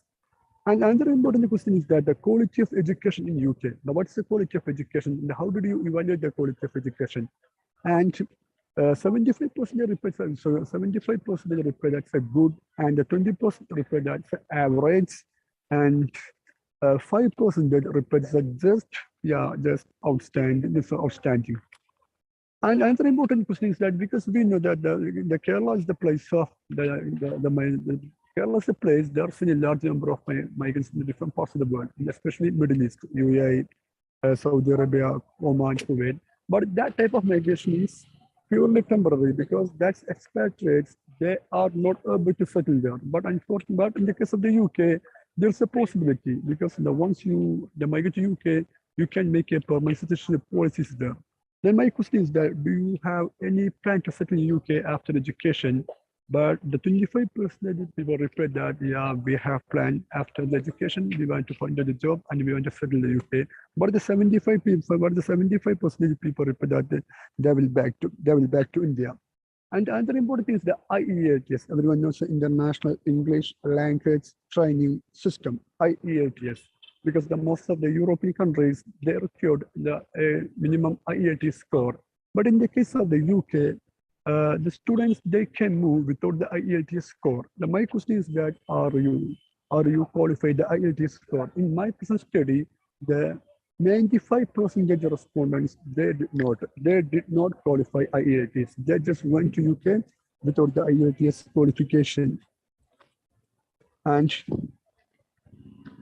under my important question is that do you have any plan to invite your friends and friends for education? But yeah, so 90% the respondents that they have planned to invite their friends or relatives for the higher education. And the most important thing in the question is that do you think that your decision to migrate UK was right or wrong? And the 60% people respond that it was my good decision, but at the same time, the 40% reply that it was wrong. And my conclusion is that there is a new trend of the education migration, not in Kerala, especially to UK. The reason behind the most important aspect is that the London, especially the UK, they did not require any IELTS score. That's why the most important students are preferred to go UK. And second thing is that the part-time job. The part-time job is the most important attractive aspect to attract the many number of Malayali students to UK. And the third, my finding is that the many students, they have planned to settle in UK after the education. These are the three major findings of my study. Thank you, ma'am. I conclude here. Thank you for your valuable time. Thank you very much. And I'm just thinking, as you are, maybe it's important to give just a bit of feedback, even as I am passing on to the next person, because then you can prepare in terms of coming back and giving us some feedback. I'm wondering how you can also shed a bit of light on this in relation to visa regimes and what implications they are. And I think I would pass on the same comment to Lakshmi as well. So as we are discussing student mobility, we are quite aware that they are quite stringent visa regimes, particularly for countries that are sitting in the global south, such as India, in terms of mobility to places like the United Kingdom. And what does that look like? But even between countries as well. And so maybe Dr. Mohammed, it would be good for you to talk about what the limitations would be in terms of access to universities, but I think also talking a little bit about facilitation of visas and what you see as the potential there, and then just discussing a little bit more. I think what would also be interesting for us is to hear if you had the opportunity to think about other destinations that the demographic group that you have interviewed, what other destinations were there and what seems to be very different in terms of picking the United Kingdom and the spaces that you have talked about as a preference. So it would be good to hear a little bit more. And I'm sure others will share a little bit later. We will now move on to our next paper presenter, who will look at human migration and its impact on education and society in India. Ms. Uma, you are welcome to take the floor.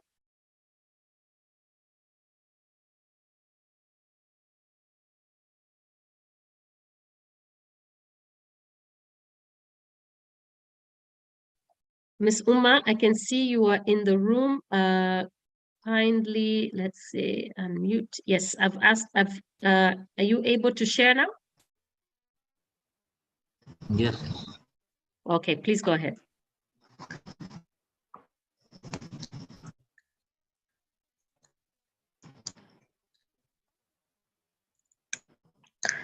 Good afternoon, everyone. Myself, Uma, research scholar from Bhagat Phul Singh Mahila Vishwavidyalaya, Kanpur University, Sonipat, Haryana. My topic for presentation is human migration and its impact on education and society in India.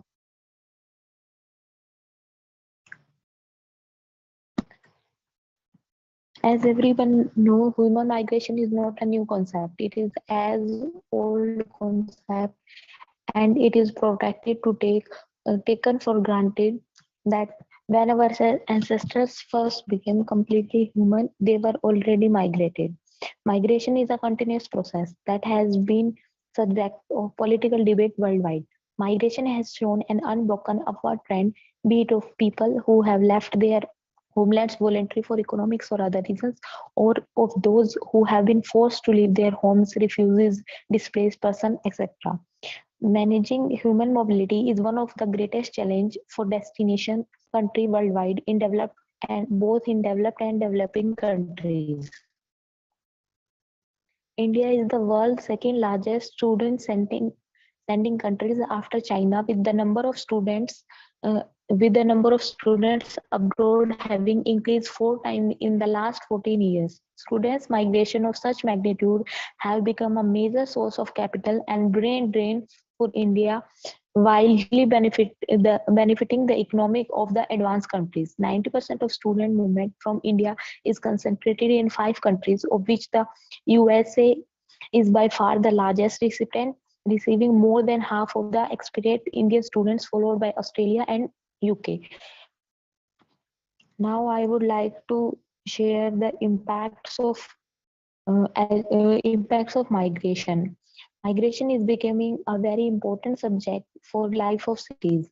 Many opportunities and attractions of big cities pull large number of people to big cities. Migration can have both positive as well as negative impacts on the life of migrants. First, I would discuss the positive impacts. Unemployment is reduced and people get better job opportunities due to migration. Migration also help in improving the quality of life of people. It also help to improve the social life of people as they learn about new culture, customs, and language, which help to improve brotherhood among peoples. Migration of skilled workers lead to greater economic growth of the regions. Even children get better opportunities for higher education. The population density is reduced and the birth rate. Now I would like to discuss the negative impacts. The loss of people from rural areas impact on level of output and development of rural areas. The influx of workers in urban areas in of jobs or houses, school facilities, etc. Having large population puts too much pressure on natural resources and services. It is also difficult for villages to survive in urban areas. With urban areas, there is no natural environment as they have in the villages. They have to pay for each and everything. Migration changes the population of a place, therefore distribution of population is uneven in India. Many migrants are completely illiterate and uneducated. Therefore, they are not only fit for most jobs, but also lack basic knowledge and skills. Children born up in poverty have no access to proper nutrition, education, and health. In the government of India, although a bit late, has awakened to the problem of massive migration of students. It has been highlighted in the 11th five-year plan from 2007 to 2012 and the 12th five-year plan from 2012 to 2017, which state that higher education in India is passing through a phase of unpredictable expansion, marked by an explosion in the volume of students, substantial expansion in the number of institutions, and a quantitative jump in the level of public funding. Government of India 2012. Of late, some of the governments such as Karnataka, Andhra Pradesh, Maharashtra, Tamil Nadu, and Haryana has also got into a fray of education business. These states are putting efforts towards setting up of educational cities and special education zones. Now I would like to conclude or highlight some suggestions. The government had to find the right balance between regulating the sector to ensure unskilled providers do not dominate and deregulations so that the foreign universities will actually be interested in the opportunities in India. India has massive potential to tap the $1 trillion industry worldwide given its history, demographic advantage, growing knowledge economic, and rich heritage. It will not be surprising if India emerges as a success story in higher education as it has done in some other sectors such as IT and health. All it calls for is the adoption of an outward-looking approach to extend the education sector. Thank you.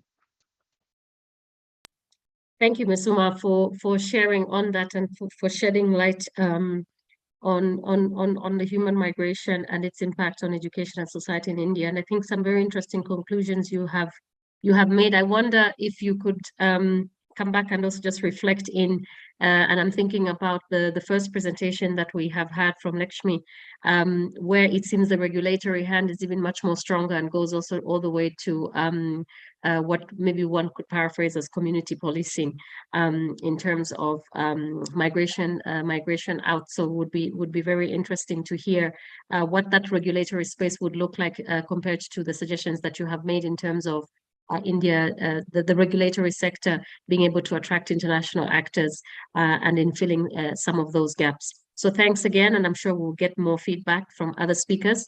We now move on to the next paper presenter, Dr. Radhika Jagtap and Dr. Sunishta Moge, who will be talking about stereotyping Indian students, and they will be looking at identifying campus racism in Australia. And we welcome you to share. I'm looking again into the room. Dr. Radhika, are you there? They are not here. Okay, so we move on then to the next. And please, so we have both speakers not here with us, Feroz. Yes, both are not. Okay, both are not here. We'll move on to the next paper presenter, and that will look at Shamshar Singh, who will look at overseas flow of human capital. That's a study of the socio-economic conditions of educated, unemployed youth. The floor is yours, Shamshar.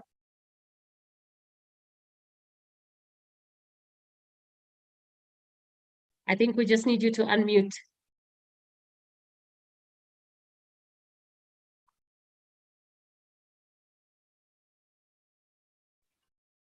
Hello, am I audible? Yes, yes, you're audible. You're welcome. Good. Warm greetings from my side. I'm Shamshar Singh from Punjab University, Chandigarh. I'm a research scholar in the Department of Sociology. I'm pursuing my PhD in Sociology on the topic of unemployment. So today I made my presentation on the topic of overseas flow of human capital, a study of socio-economic conditions of educated unemployed youth. I'm sharing my PPT just for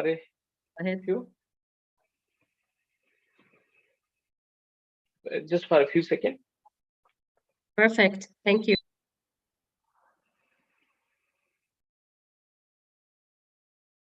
Is it visible for all?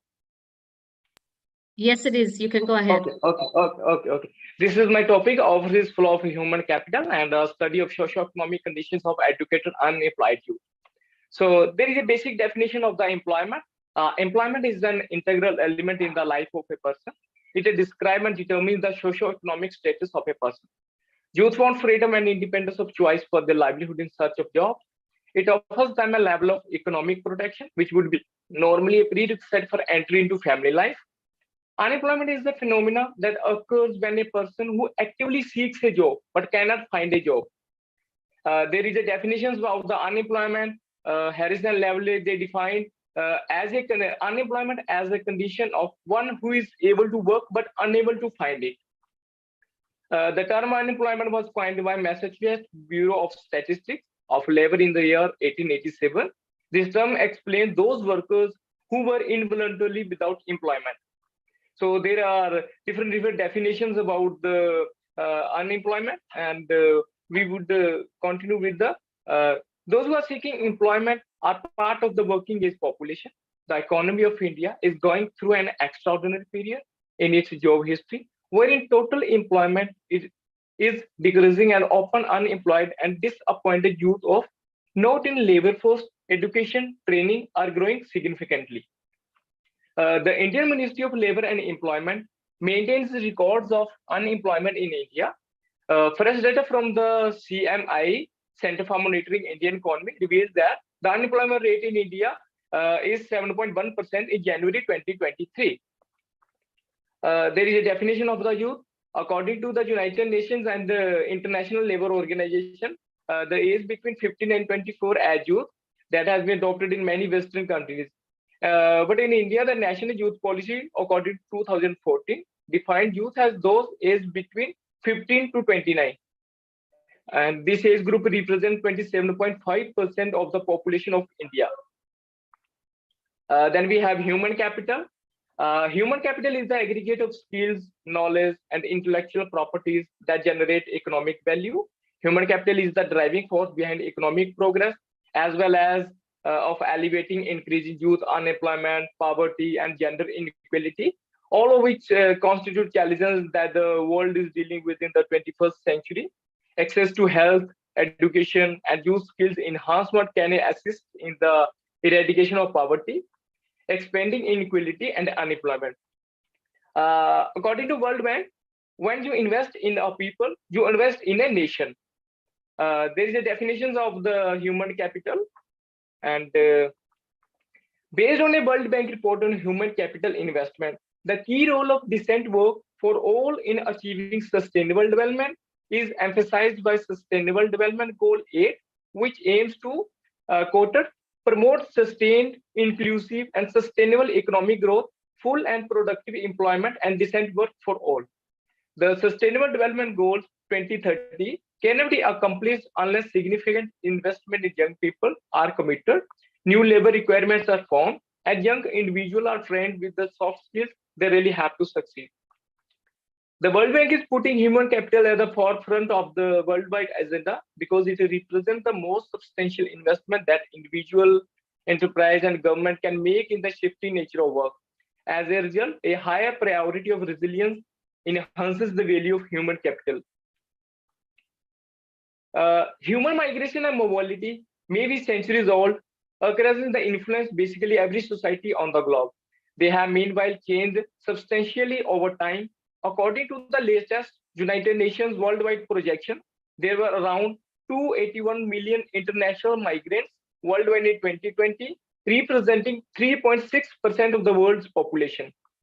This represents a small fraction of the world population, demonstrating that residing in one's native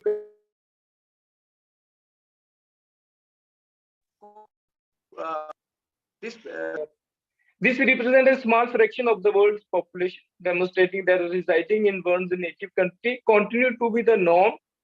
169 million are migrants workers globally in 2019, according to World Migration Report in 2022. Rationale of the study: the problem of unemployment is becoming a very burning and significant issue in all societies. Educated young people are nation's precious resource. Although they are useful, if nothing positive happens on their part for the country, the two can become difficult. Ideal youth becomes a threat to the society in some way or another. They should therefore have to be something important for the progress of society in order to be successful. Employment can be shown with the best possible way.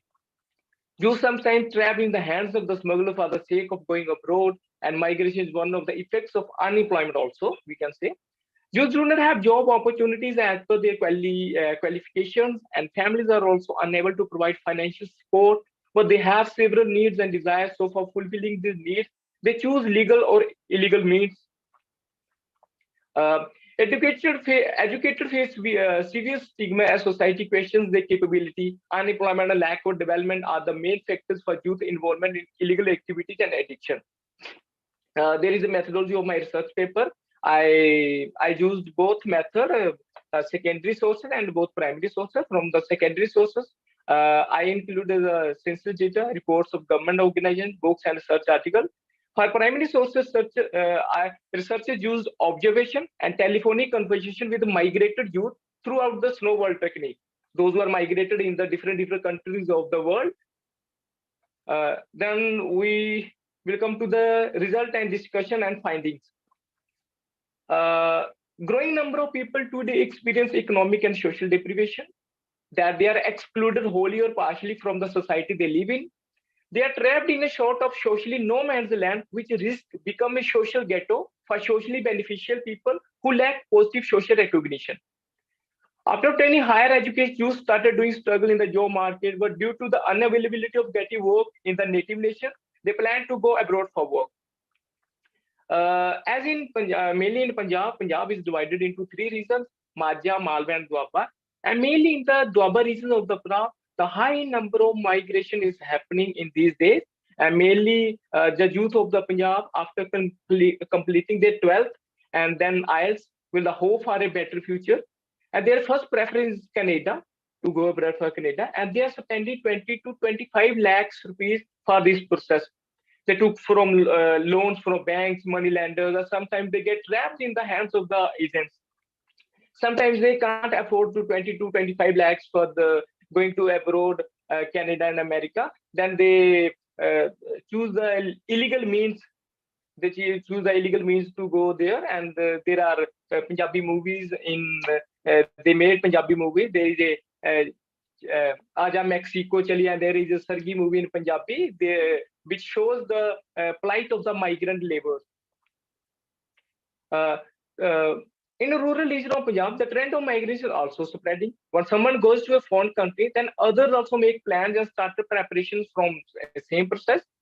Migrated youth said the government should make some policies and programs so youth can get employment in their country. Parents of migrated youth are not really happy with sending their wards to a foreign land. They say they are urging to the government make valuable plans for youth employment. The youth can stay with their respective families. There is some news that is limelight and show the plight of the youth who did not get employment in their destination, and those who get employment, they exploited by their employers. In some research, it has been proposed that the unemployed may suppress their ability and desire even to conceive about consumption, about the cycle of alienation. Consumption approaches to unemployment include a substantial increase in consumption behavior as people try to rebuild their destroyed self-identity by symbolic consumption. The impact of unemployment weakens the capacity of the person to deal with the stress and with other mental abilities. In every nation, in this rapidly changing world, youth unemployment is a social and economic burden. The negative result of well-being related unemployment was seen in several studies. The negative effects of individual and families of unemployment have been reported. The emerging world economy is marked by strong tendencies towards fragmentation of social fabric and employment structure. The important issue that is then is how to maintain social cohesion in a fragmented society, where in the pursuit of economic efficiency and flexibility, a significant portion of the population is excluded. The spread of new employment standards based on autonomy, flexibility, rational, relational, and intellectual expertise and lifelong learning contribute to labor market segmentation and a vast number of workers being excluded and vulnerable. Conclusion of my research paper and the conclusion of my presentation: the long-term unemployment leads to a depletion of social and human capital, deterioration of capabilities, and the consequences of alienation and loss of human dignity. The longer the period of unemployment, the greater is likely to be the social and economic deprivation that affects the unemployed youth and their household. Youth spend lakhs of rupees for overseas migration with the hope of bright future, and there are few who get success in this process. Government should make some policies and programs so youth can get employment as per their education and qualification and their home country. So thank you. This is for my all the presentation what I made for this conference. Thank you. Thank you very much, Mr. Shamshar, for this presentation and for really just diving into some of the socioeconomic conditions that lead to the outflow of how you have phrased it in terms of human capital, and really looking at the unemployed youth as a very critical part of human capital, and I think making the link between what is sort of seen as a lack of opportunities in the homelands that pushes as a pushback factor for people to seek opportunities outside of India, and particularly looking at outside of the region of your paper presentation. So thank you for that. I think it would be very interesting, even as you will come back, to make, even if you want sort of a bit of some final linkages. I was quite curious to understand if maybe in the context of looking at some of your paper, when you looked at the issue of unemployment, where and also the coping mechanism, which in this case would be migration, if you saw any trends in terms from the gender perspective. That would be interesting to hear. I know you've given us some demographics in terms of choices of destination where people would go in term, and also thinking a little bit more about what return migration looks like. So in short, are people leaving to fulfill a need that is outside and also returning back to the region once they have felt that they are they are successful in their mission to have some kind of means for a livelihood back home. So what have you seen as kind of any cases of return, and what those conditions would look like? So a bit of just extending some of your thoughts there, because of some of the things that you have talked about in relation to government policies as well. Thank you for sharing. We will now move on to our next presenter, who will look at the push factors of student migration from India. And this overview is being presented, actually co-presented by Mr. Mohammed Unais and Ms. Reka. Are you in the room with us? No, Paddy, they are not. Okay, so we will then quickly move on to a presentation also on push factors for migration of Manapad fishermen. And I can see Mr. S. Balu Anand, you are here in the room with us. So please feel free to, whether to share screen or to share your presentation orally with us. The floor is yours.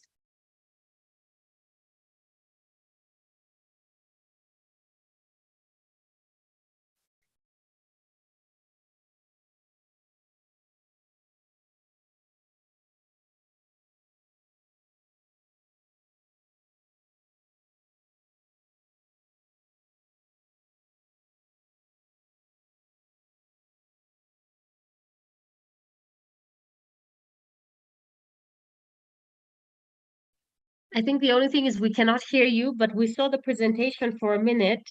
Hello. Yes, go ahead, Mr. Balu. Okay, thank you, ma'am. Good night for one and all present here. I am Balwanand from Tyaraj College, Madurai, Tamil Nadu. Going to share my thoughts on push-out factors for the migration of Manapad fishermen.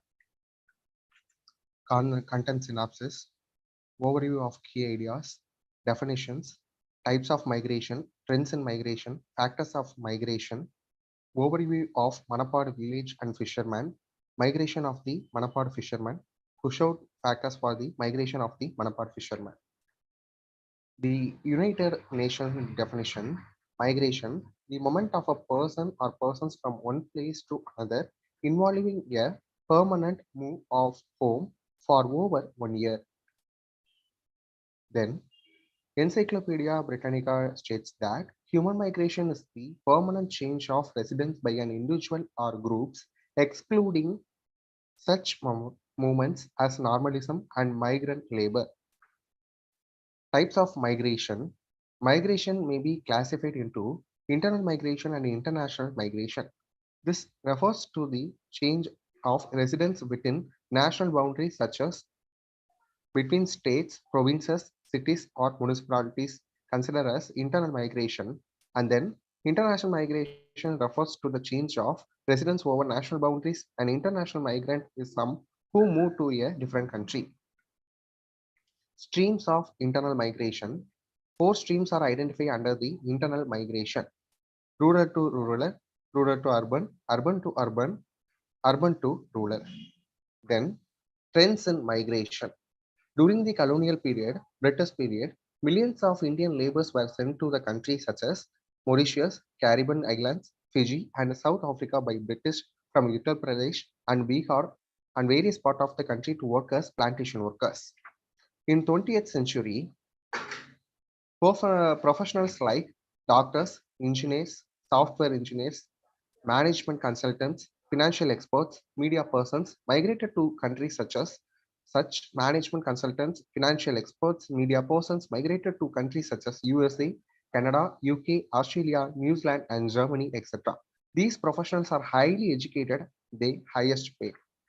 In 21st century, in recent times, semi-skilled Indian laborers migrated to the neighboring countries such as Thailand, Malaysia, Singapore, Indonesia, and African countries as artisans, traders, and factory workers. Factors for the migration. Let me go to the factors of migration: economic factors, demographic factors, socio-cultural factor, political factor, miscellaneous factor. Let's go to the overview of Manapad. Manapad is a coastal village located in the southern part of Indian subcontinent. This tiny populated, thinly populated village is deep-rooted in the history of Tamil Nadu from time immemorial. It is about 58 kilometers south of Thoothukudi or Thoothukudi, which is one of the major seaports of India. Through my field visit, I collected some more data. Area of the village Panchayat covers 453.57 hectare. Total number of families in village Panchayat is 1,630. Population of the village Panchayat is 6,322. Total number of men in the village Panchayat 3,144. And total number of female in the village Panchayat is 3,178.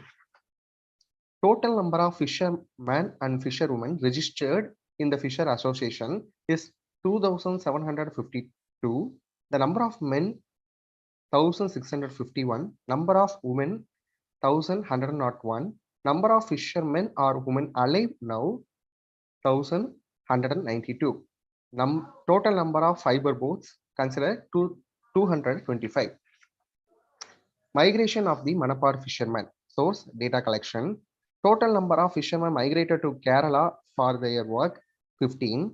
Total number of fishermen migrated to Thoothukudi is 60. Total number of fishermen migrated to foreign countries is 50. Total number of fishermen migrated to Saudi Arabia, Oman, Bahrain is 150. Total number of fishermen from Manapad village Panchayat to other geographical area is totally 275. The total percentage of migrated fishermen 23.07%.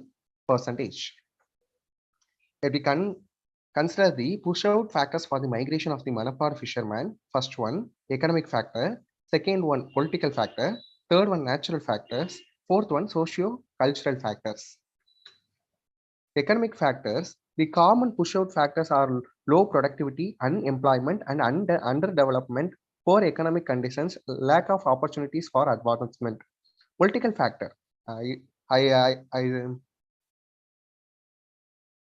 consider this is the major reason for the migration. The Gold Jetty constructed 8 kilometers inside the sea is threat to the fishing community, while the subsequent possibilities of seawater intrusion would affect the farming community also. Then natural factors. Fishing operations have come to grinding halt at Manapad owing to the formation of sand dunes along the coast. I visited Manapad and take photos and upload it in the PPT. Socio-cultural factors. Socio and cultural factors also an important role in migration. Sometimes family conflicts, request for independence also cause migration, especially of those in the younger generation. Improved communication facilities such as transportation, impact of television, good network communication, the cinema, the urban-oriented education, and resultant change in the attitudes and values also promote migration. During my field work, I talk with the social activist and fisherman we know, aged 38, address he belongs to the Manapad village. And then I go through with the fisherman and data collected from the fishermen about their barriers and how many fishermen have migrated to the various spots as I have mentioned already. Analysis and I have analysis the geographical features of the Manapad village. Here, articles referred full and push factors for migration, a case study in urban area of Onwa Township, Myanmar. A study on fishing in Thoothukudi district, D. Amuda, Saint Mary's College, Thoothukudi. Improve the livelihood of the fishermen communities in the Manapad of Thoothukudi district by C. Ramachandran, founder and managing trustee, the Graham Foundation. Comparing push and pull factors affecting migration, Maurice Urbanski, Road and Bridge Research Institute, Poland. Thank you one and all for giving this wonderful opportunity. I visited Manapad and get cold as a gift here. That's why sorry for the inconvenience also. Thank you. Thank you for your time and thank you for that paper presentation. Mr. Balu, and very interesting just how you walked us through from the point of definitions to what your findings were like in terms of out migration from Manapad, but also walking us through what the factors look like. I thought that it would be interesting for you to come back to us when we get feedback from you later on in terms of how you look at definitions and linked to push factors, and sort of talking a little bit about, posing the question to you, can a migration status therefore be so static? How do our definitions look so static when it seems as though some of those push factors are indeed not static themselves? So how do we make the link between what we put out as definitions to what we look at as push factors, or as well indeed as pull factors in some cases, as you have mentioned? Thank you for sharing. We'll now move on to the last but not the least, unless we have other presenters who have come in. Ms. Aruthati, are you in the room with us? Oh yes, I can see Aruthati. I don't know if I'm sorry if I've not pronounced your name correctly, and we'll be sharing on the social exclusion and the desire to return home in the Malayalam movie Pathemari. Please feel free to share screen. I will just give the prompt for you to be asking you to unmute, and please feel free to share.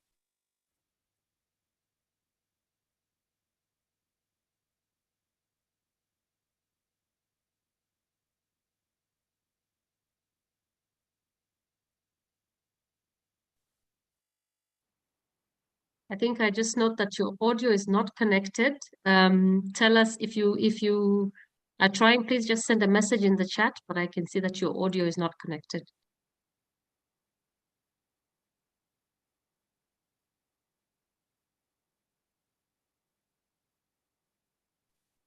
Can you hear us? Could you type in the chat if you can hear us or trying to connect?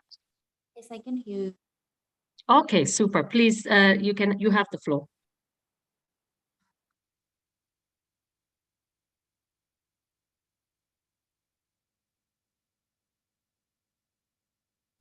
Can you see my Hello. PT? Okay. Are you trying to share your screen? Yes. Can you see? Okay. Feroz, thank you. Or Dr. Sada? Yes, I have made her co-host. She can Okay, share. super. Thank you. Thank you so much. Can I start? Yes, Hello? please go ahead. The floor is yours. You can go ahead and start. Okay, good evening. I'm Arupati from Kerala. I'm doing my PG at CMS College, Kerala. Today I'll be talking about the movie Pathemari. Pathemari is a Malayalam movie, in Kerala movie.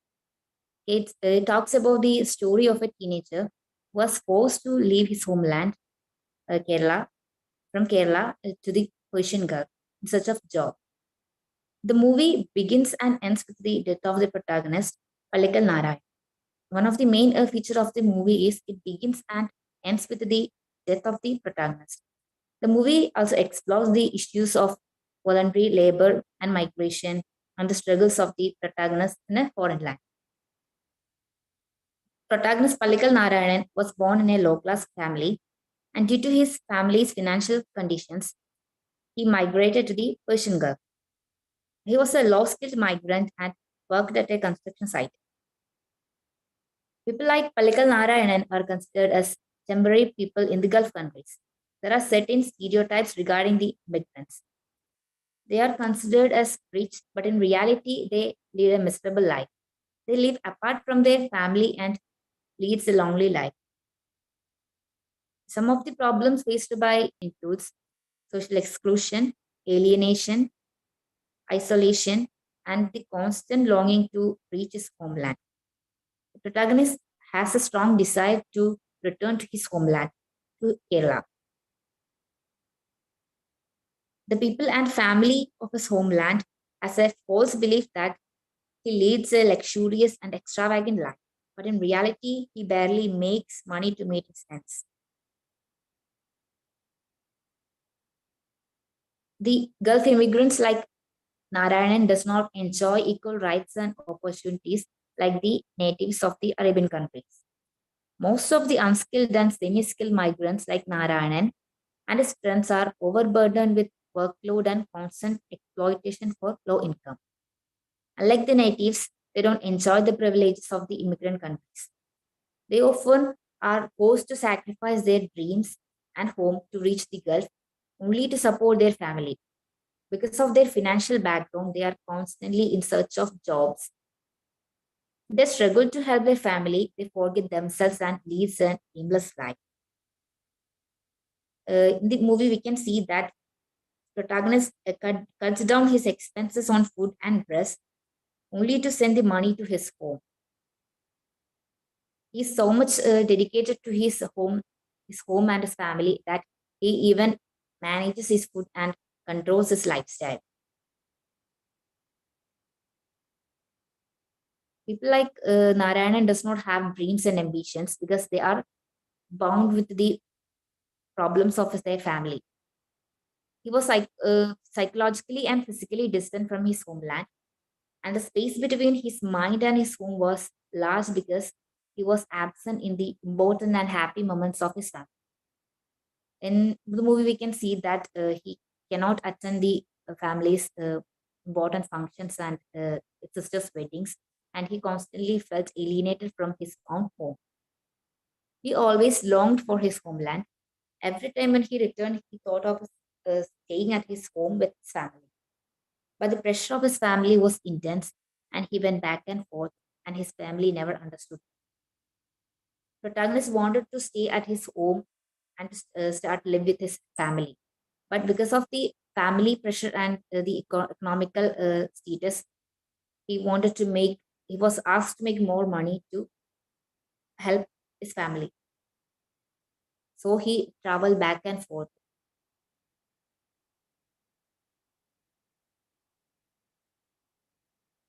The protagonist has a strong desire to return his homeland. He wanted to become a part of his family and constantly thought of staying at his home without return. And the financial instability did not allow him to do so.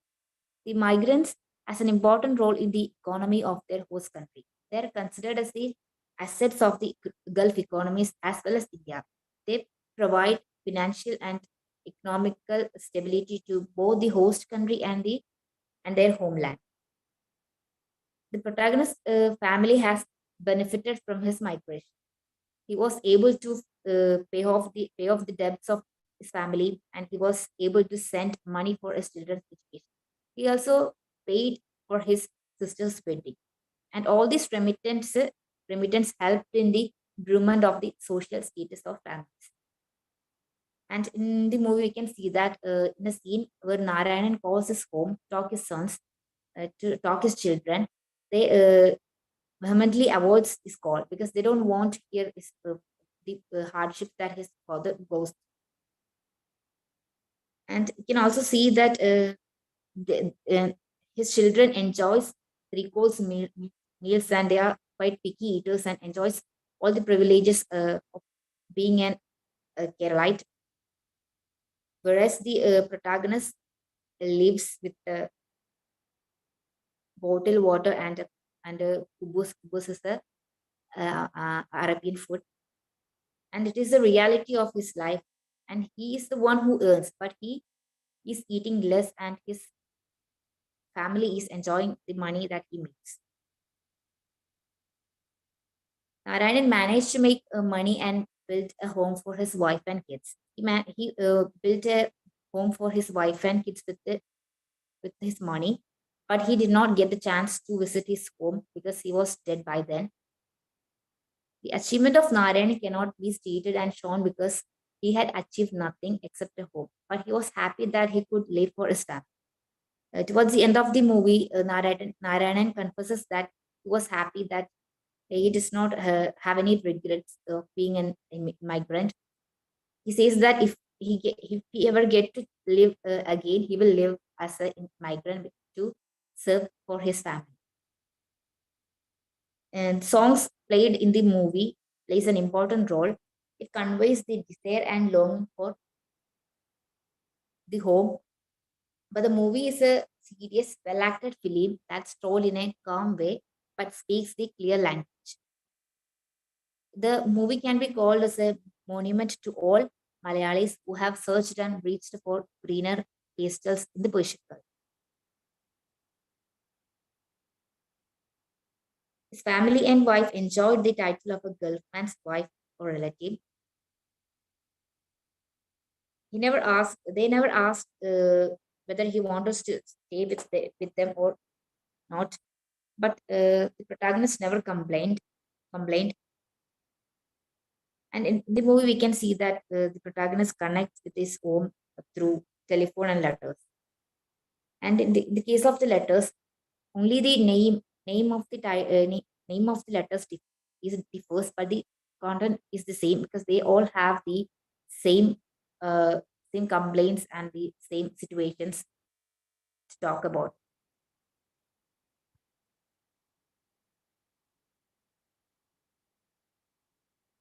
The protagonist's family was so much dependent on him, and they never asked whether he wanted to stay at home or not.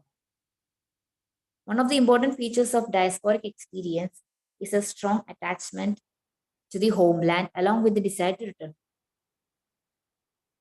And migration can be called as the imagined, desired, resisted, experienced, managed, and represented multifaceted reality.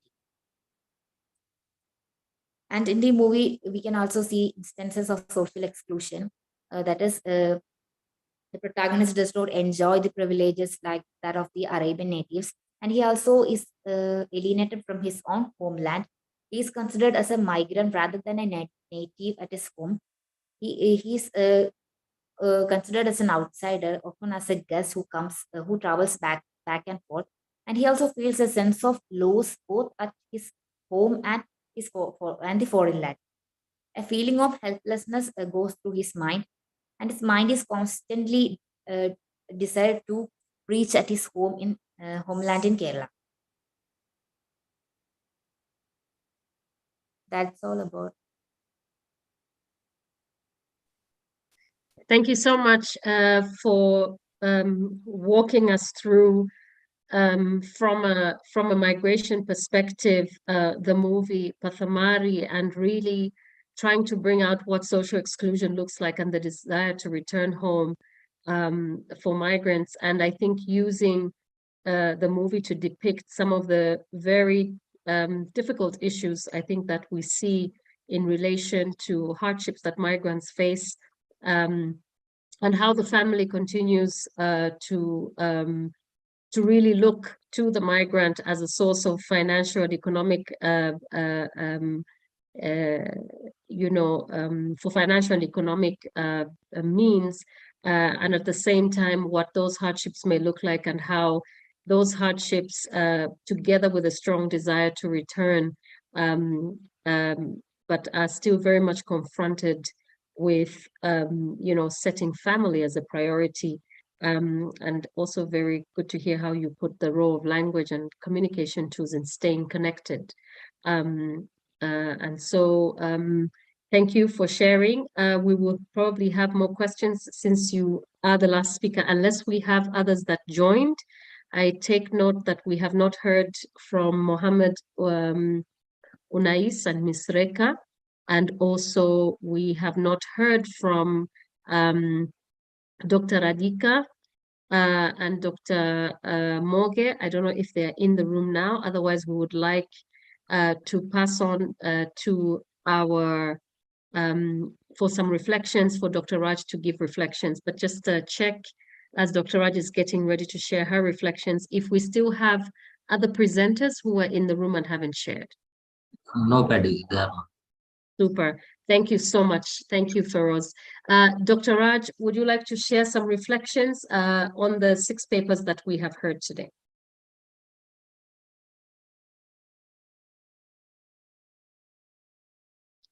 Dr. Raj, I think we just need you to unmute.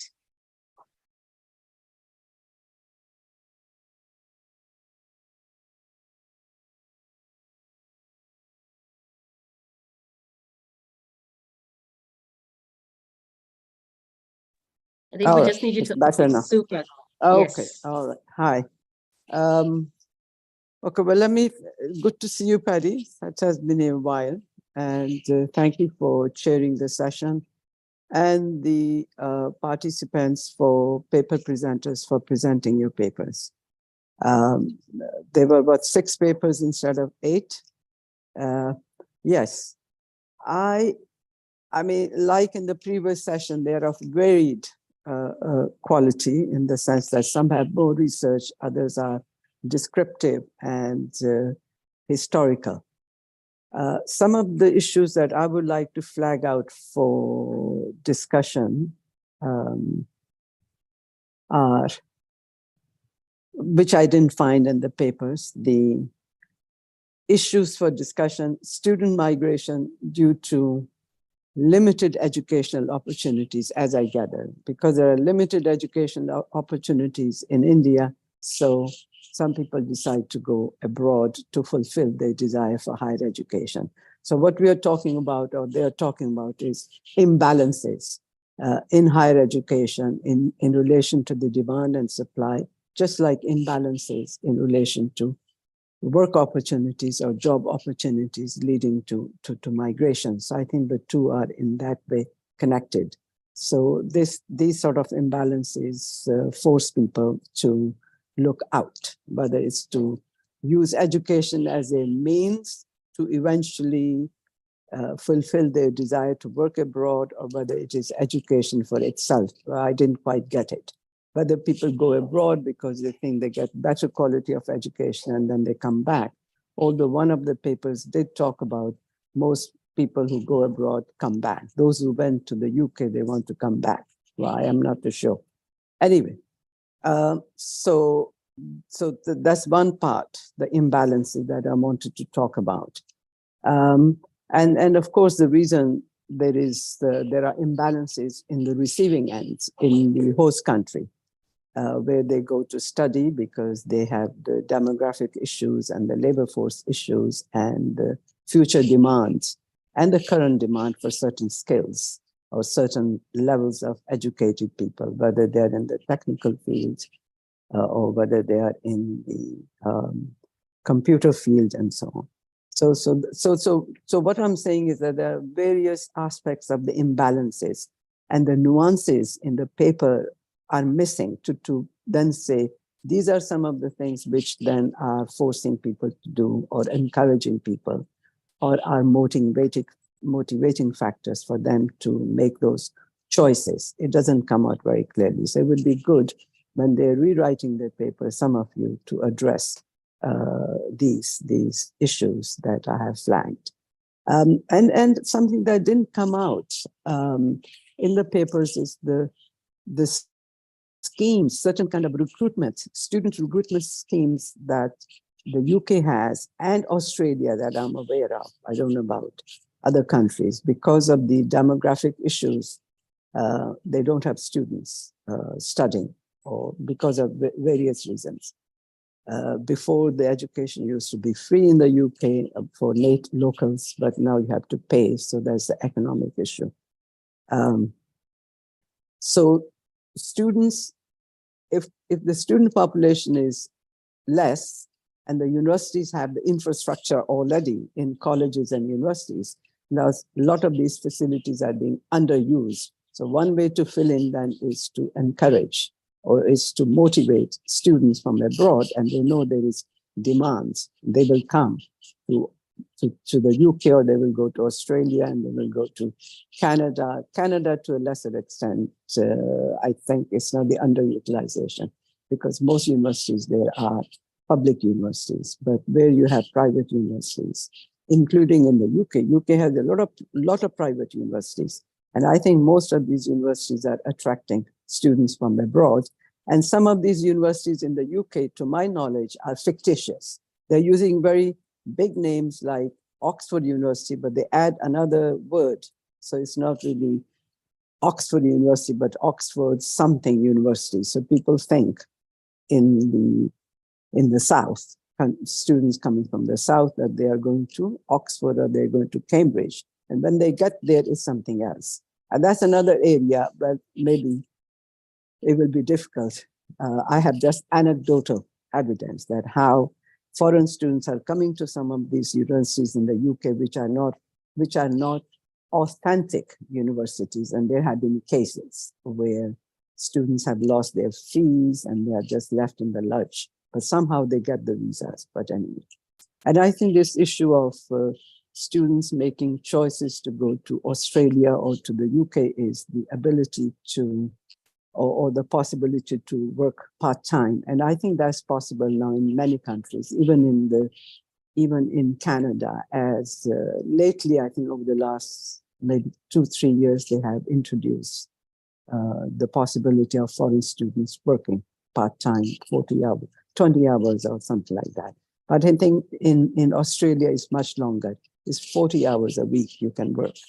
And that pays enough for your upkeep if 10 students live in a dormitory or in an apartment or in a house.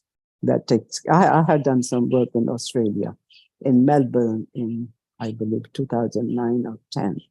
And I didn't realize why all these buses were full of these young foreign youth stopping by in certain locations to discover that they are coming from colleges and universities. And they were going for whatever, some get together. And I interviewed some of them there and then. And they are there because that's one way to, that's another legal pathway to going abroad.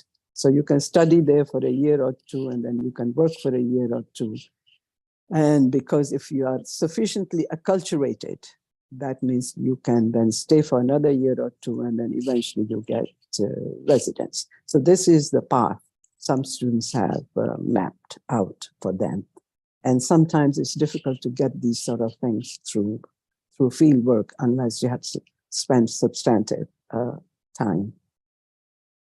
I'm not too sure to what extent one of the papers had given this information, quite a bit of background information on the students' family and so on, that if their parents have education, they are likely to go abroad, but the sample that they did, I don't know which paper it was, that wasn't the case. In fact, they had low level of education. So I'm wondering to what extent the effect of students' parents or fathers or mothers working in the Gulf have to their ability to go abroad to study, because that becomes then a source of funding or financing their education. I don't know if anything like that came up in one of the papers that were presented. The other issue that I thought could have been addressed in terms of the challenges, not much came out in terms of challenges. It seems there aren't that many hardships students go through. Somehow they navigate those. But what about those students who get stranded? Recently, we had the crisis in Ukraine, and a lot of even Indian students who were studying medicine or some other field and so on, they were stranded. So I didn't see much reflection on, in terms of challenges, who is responsible for that? You know, how to safely evacuate. I mean, that applies to migrants as well. When there are civil conflicts or when there are civil strife or there are wars and migrants who are there to work, they need to be evacuated. And then I think the appropriate high commissions or embassies or consulates hopefully chip in and rescue them. But with this thing, this happened so suddenly that the response was rather slow and unfortunate in some cases.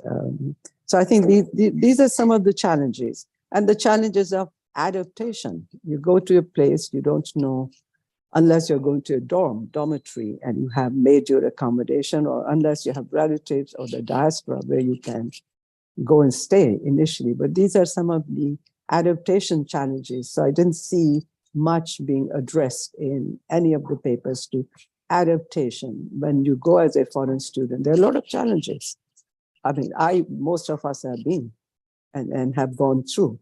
And I didn't see, in terms of the challenges, opportunities was a sort of muted opportunities. You know, what happens? You finish, do you stay on? Do you get a job?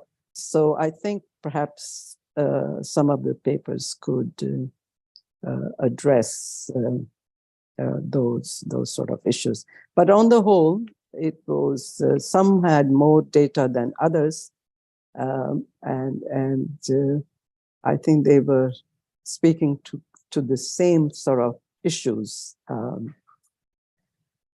but it didn't come out clearly that is student migration a pathway to eventual migration. I didn't get the feeling, but it's only the short presentations. Maybe the long papers have more analysis. So if they could look at some of the schemes, recruitment schemes addressed to foreigners in certain areas. I know for Australia, I think they go to a certain region in the Punjab where they recruit students to study.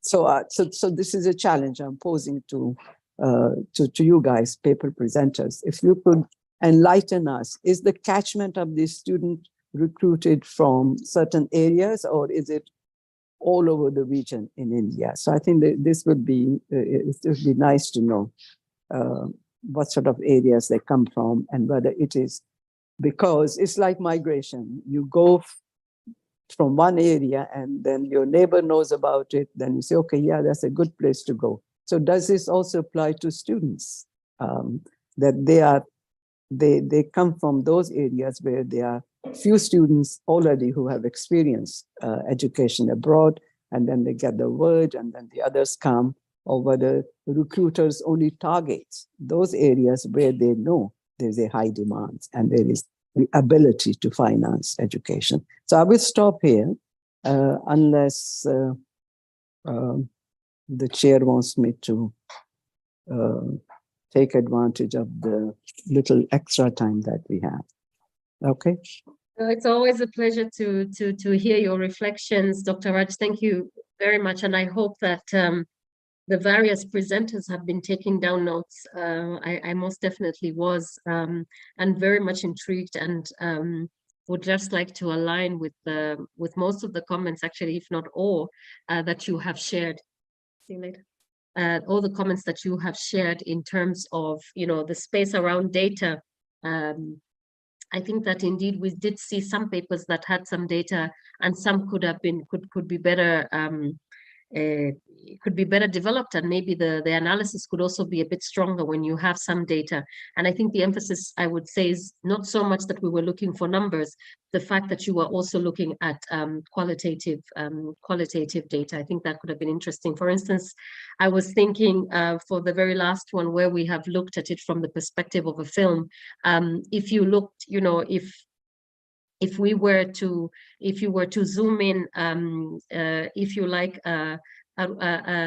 Arundhati on that, would you sort of see that the experience that Pathamari has had in the movie Pathamari, how would you sort of see it bringing it to light in terms of the data and what it speaks to? And there is quite a lot, I think, of research that has been done in the Kerala area, in any case, in terms of talking about return migration that was connected to COVID, what that impact was like, but also what it uncovered in terms of these strong desires for people to return home, but really pushed back by migration out of the GCC countries and heading back, and quite a lot also that came out, I think, in terms of the role of the local authorities in having a much more receptive view, of course, not, you know, maybe not to the desire that migrants would have looked at, but somehow there were some commendable efforts that came from local authorities from Kerala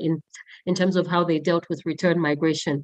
And so it would have also been a little bit more interesting to hear the story after, you know, so using the film, but really going back into what was the reality and zooming in. I would have felt, even with just some of the examples from COVID and also post-COVID, in terms of return migration, and using that as an as a tool bring out more punchy analysis.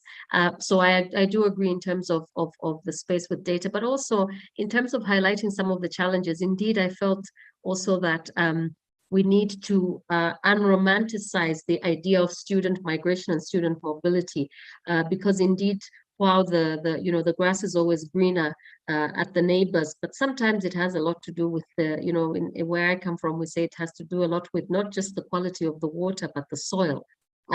So I think that it was also kind of looking at some of these conditions that we pre-assume as students, that students would the presumptions that they have, what comes out as the reality. I think that was kind of also missing in some of the papers, also in terms of, when we were looking, on the socioeconomic conditions, for instance, Mr. Shamshar, of the overseas flow of human capital.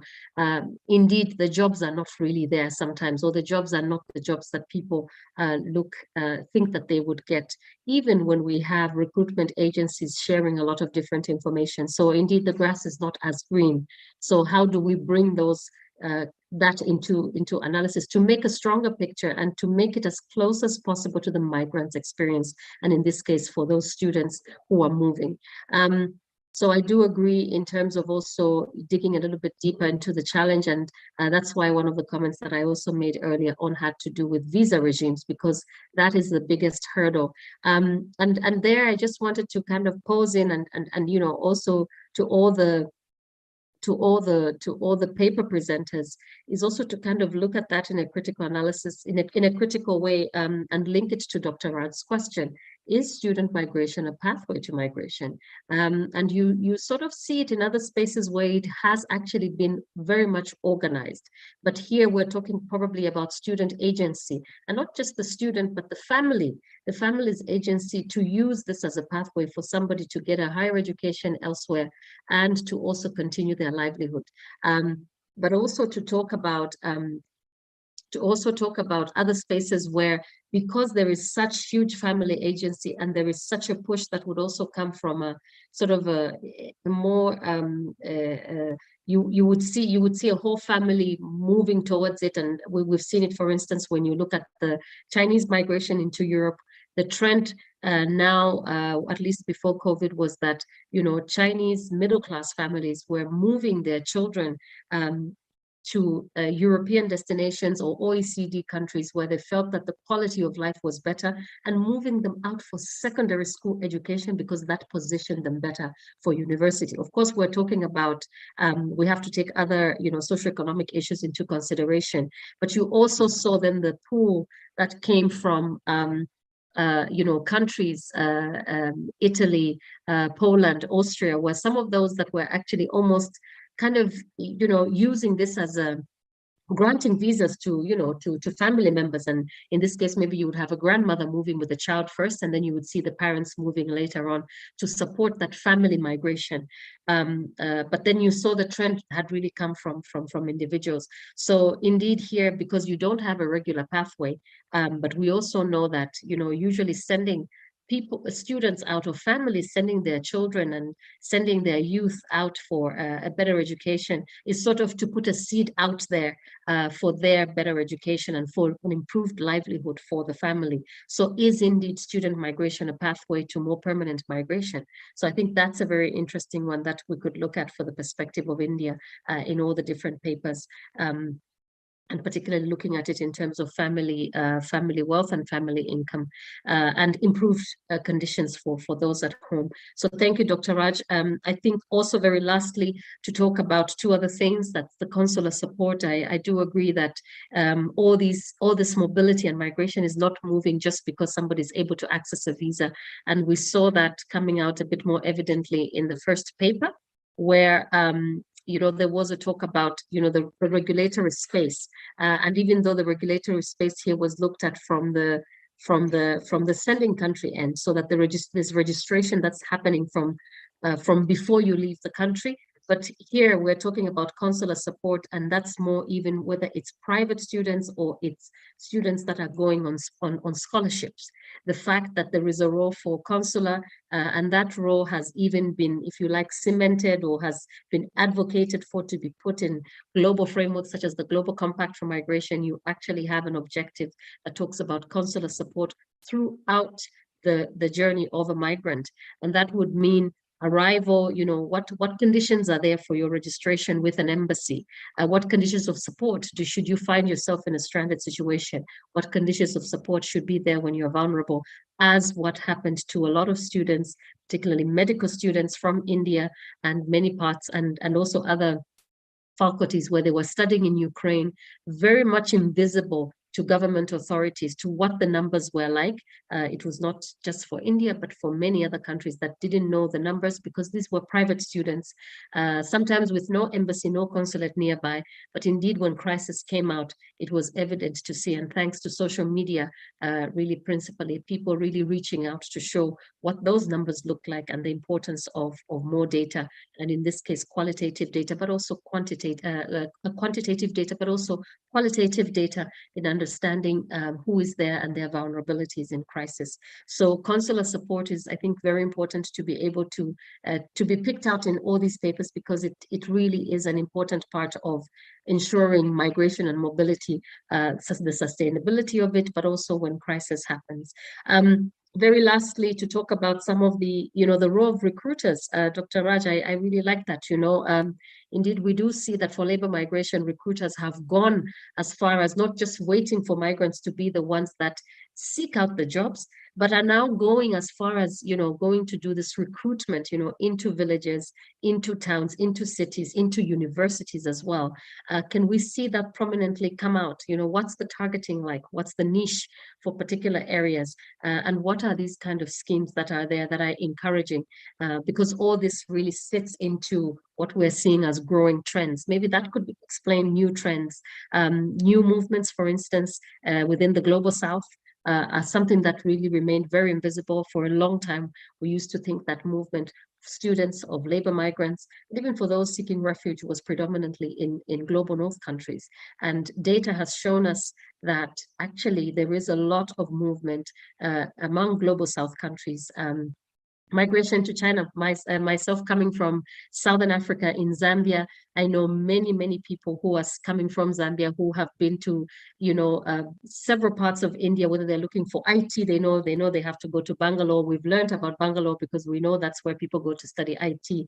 People coming to study medicine, and some that started because they have taken a parent for a checkup or for urgent medical treatment and had to stay in India for a bit and got to get a sense that, maybe this is where we actually need to be building capacity, but also because we've had migration into countries, into African countries, of Indian health professionals.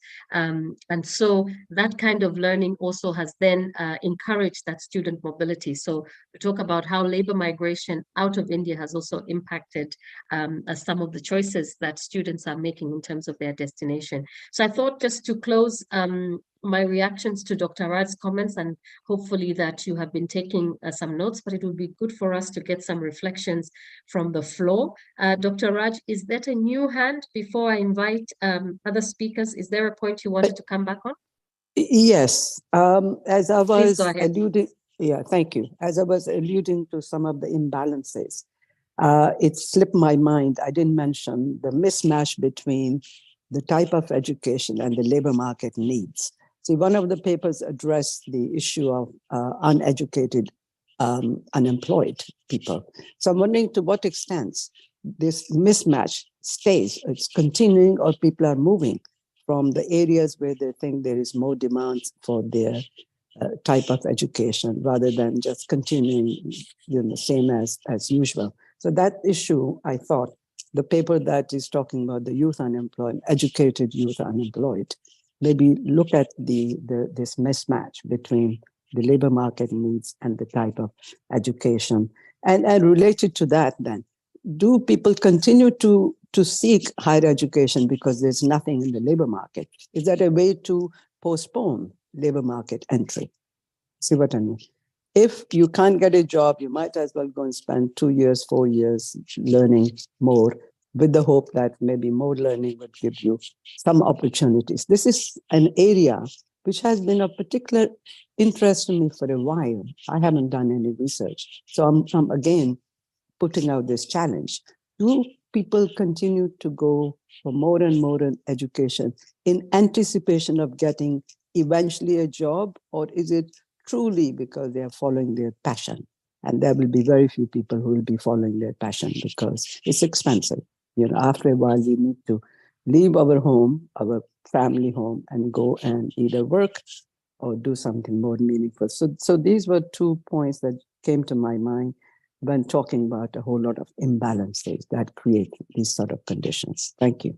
Sorry for just taking more time. No, that's perfect. It's perfect. I think we need these papers to be improved. So the more we hear of you share more directly on these very punctual reflections, the better. I will now open the floor. Maybe I'll kick off with Professor Binod to come and share your views. Dr. Sada, I see you are here with us, which is great. I would also like to ask you to join the floor afterwards. Vijay, you are welcome. I see you in the room as well. Please feel free to share with us. I also see that we have others who have joined us who are with us, so please feel free to share. Feroz, I know you are supposed to be doing the controls, but I will also put you on the spot for you to share with us.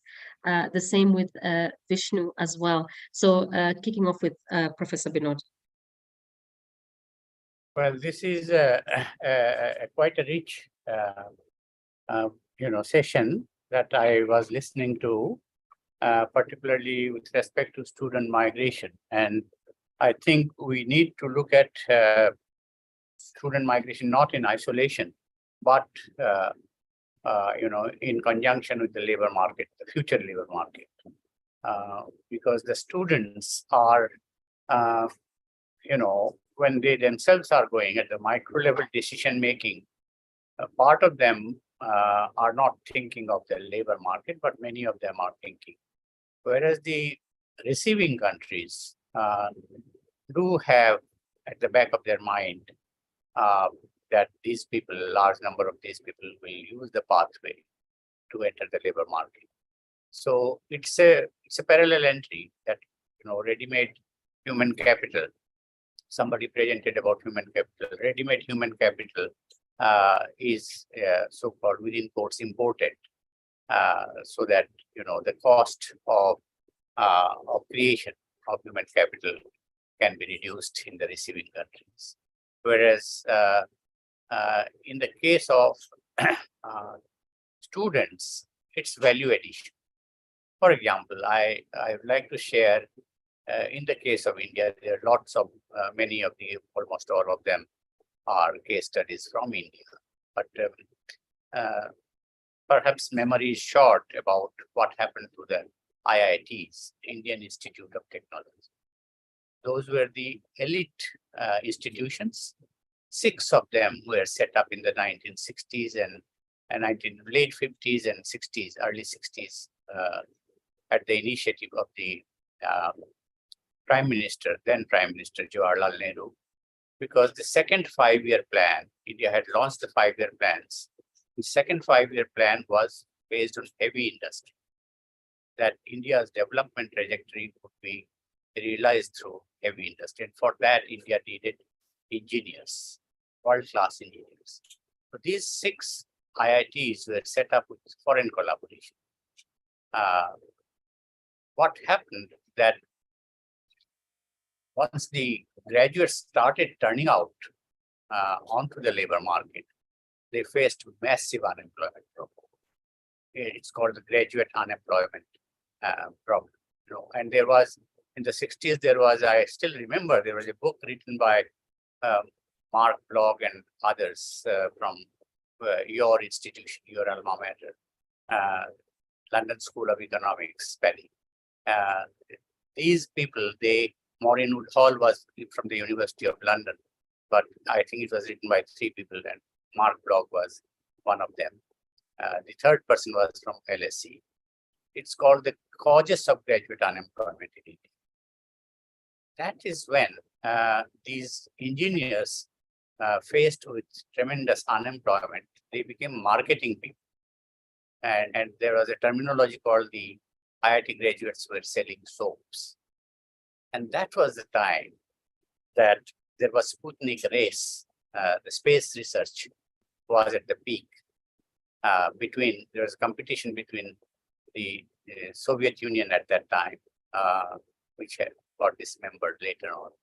But it was one unified country, and the capitalist America.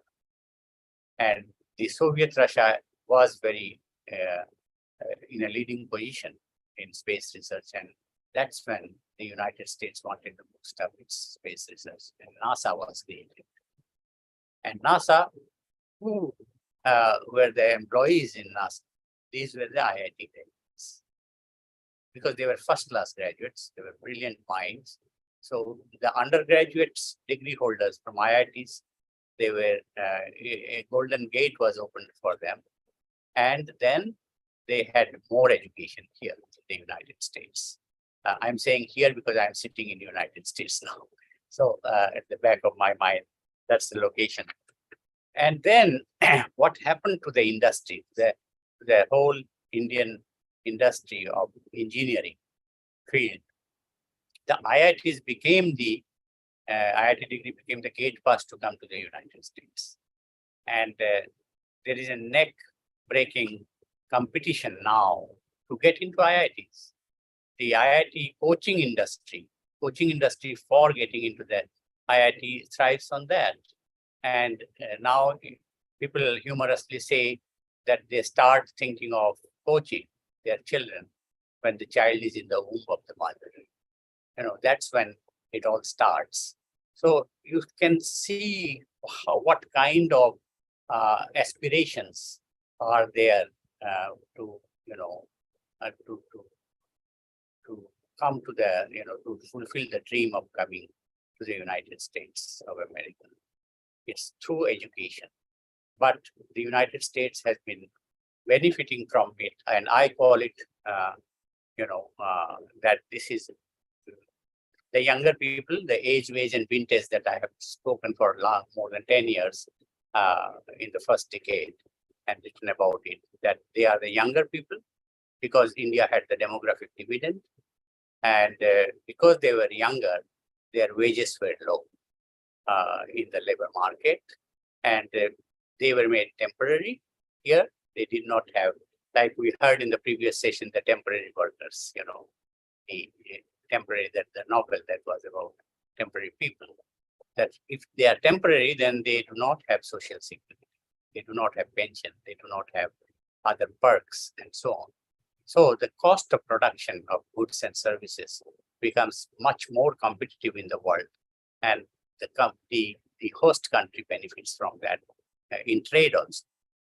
And finally, you have the last part is the vintage.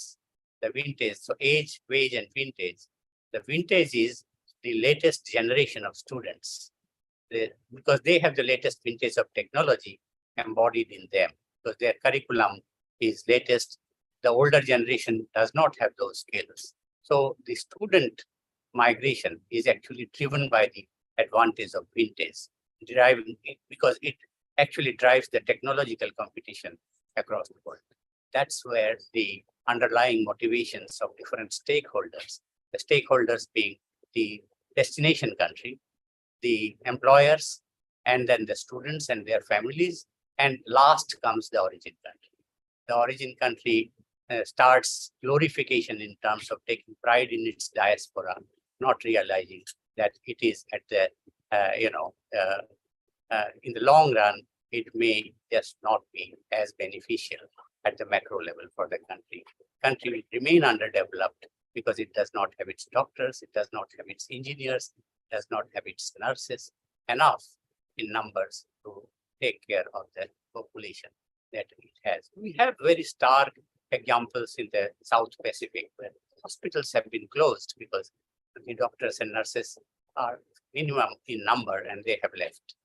So is in South Africa, or not South Africa country, the south of Africa, or south of Sahara, that you see countries, being suffering this brain drain, and that word was being utilized here. My first book was called The Migration of Knowledge Workers, Second Generation Effects of India's Brain Drain. So I think we thought that brain drain has vanished, and that I think was a very, design of the global north to change the terminology to give more focus on brain gain.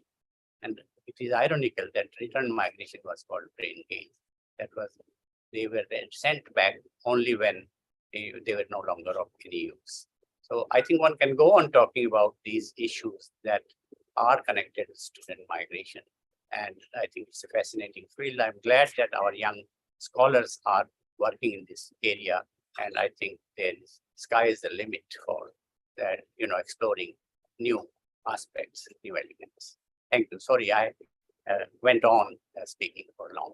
It was perfect. It was perfect. And again, I hope that in the spirit of improving the papers and improving, the level of analysis, I think this is why we have this conference running. It's to hear from experts and to hear from those who have written, as Professor Binod was explaining, you've written from very far back.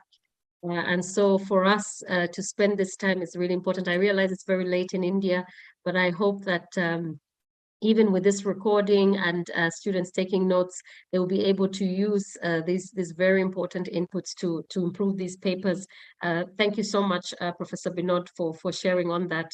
And particularly, I'm very much intrigued about how you've talked about how things have changed when we used to talk about brain drain, and now there's sort of the debate with the skills value, skills transfer value, and also understanding that migrants indeed are not static, and generations can change as well, and that they're third country, that you can move to a third country and not even go back to your homeland, and what that means in the context. So very interesting aspects that you've unpacked here for us. And I also liked how you, kind of just brought it back to light, apart from just looking at student mobility as though it was the agency of the family and agency of the individual. It really is about those underlying interests of host countries, and then the industry, which usually is lobbying with those host governments, and then comes the interest of the origin, countries of origin. So I think understanding that also, equips,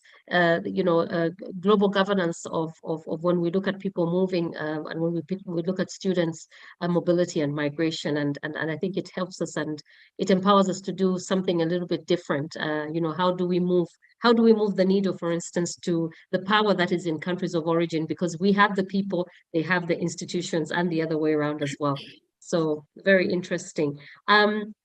Feroz, did you just want to come in, and Vijay very briefly? So we will be able to close after the Feroz, please. Thank you. Actually, all the main points has been covered. So just a small reflection from my side that this is an important topic, and actually whenever a student migration takes place, it generally takes place as a short-term migration or a temporary migration, but it transforms into a diaspora or a new diaspora, you can say. So actually this field need to be explored more so that we can take points how the new diaspora is taking place. Thank you. Yeah, hi Paddy. Thank you. Thank you so much. Vijay, you're welcome. Yeah, very good evening to everybody. It was quite interesting to listen to all the scholars.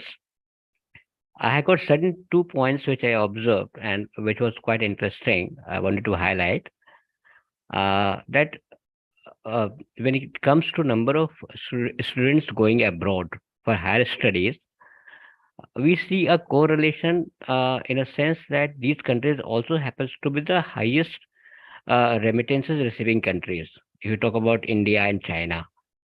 So is there a correlation, or is there a motivation also working because of this one?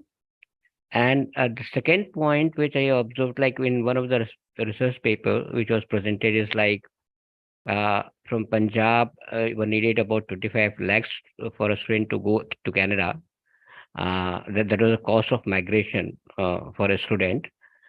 So what I realized is that's a reverse remittances also, because there's a huge number of students going abroad, and if you calculate the per capita expense of a student, the family which is spending their money on each student, so that could be calculated also, and probably there is an area that needs to be worked upon, and probably Binod sir would be the right person to say something on this one. The amount of money going out of the country in form of higher education of the students.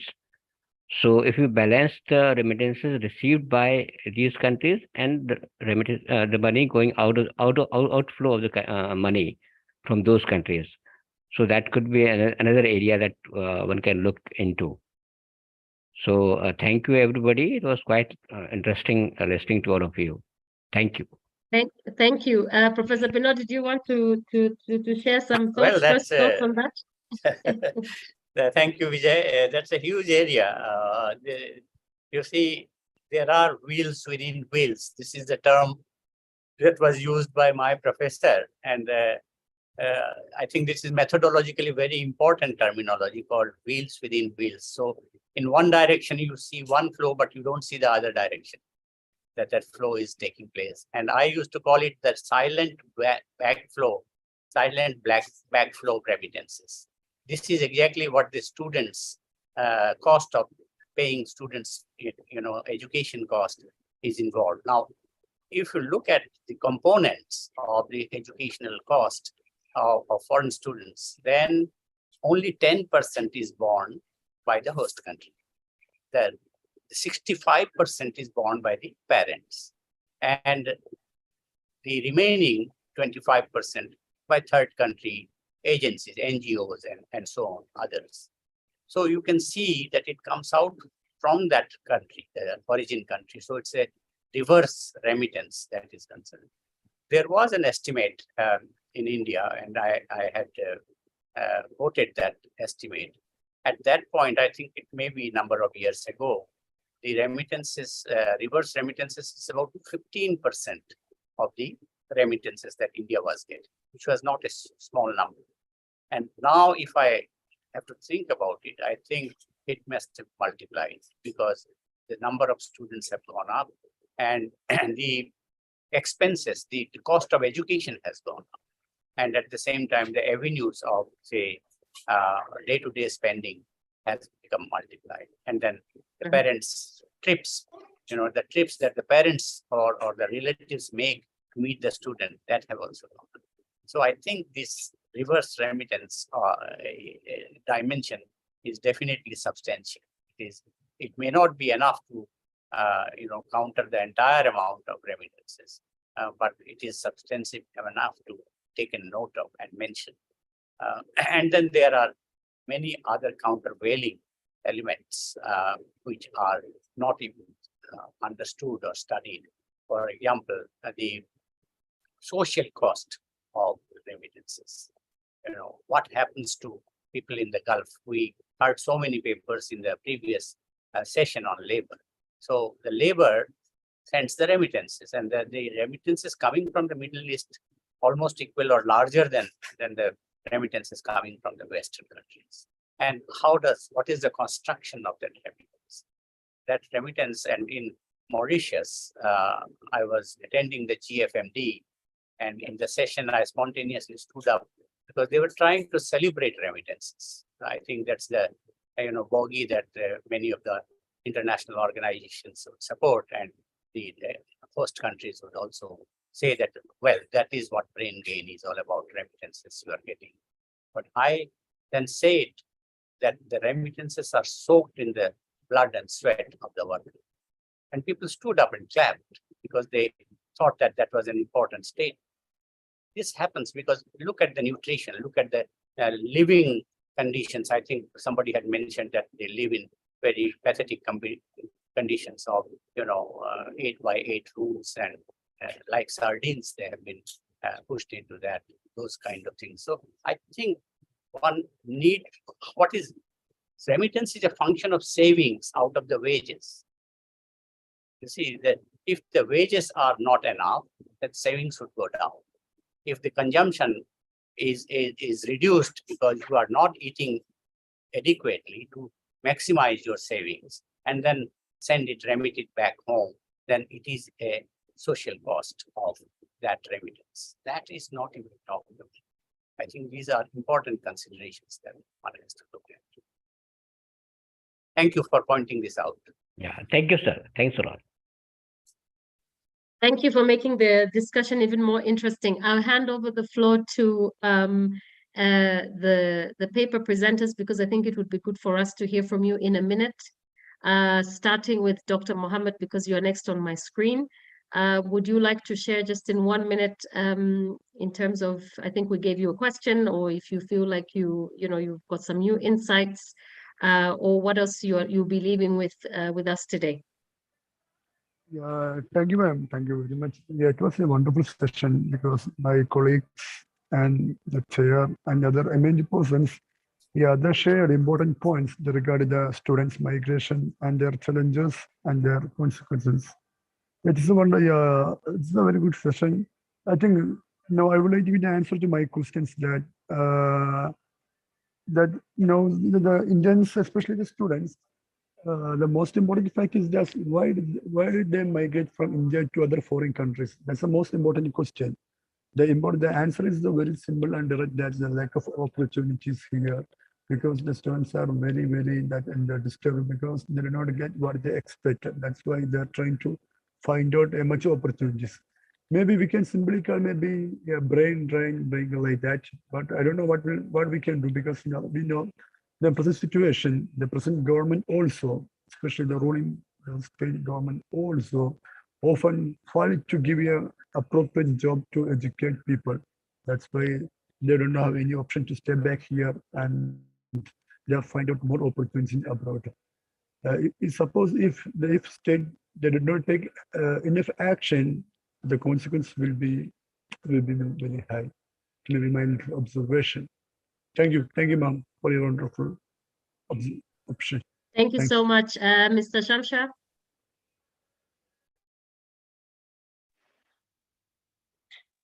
Am I audible? Yes, you are. Please go ahead. Yeah, thank you to all the hosts. I got a lot of information and the knowledge from the hosts, those who given the insight about the research papers, and thank you to Vinod sir.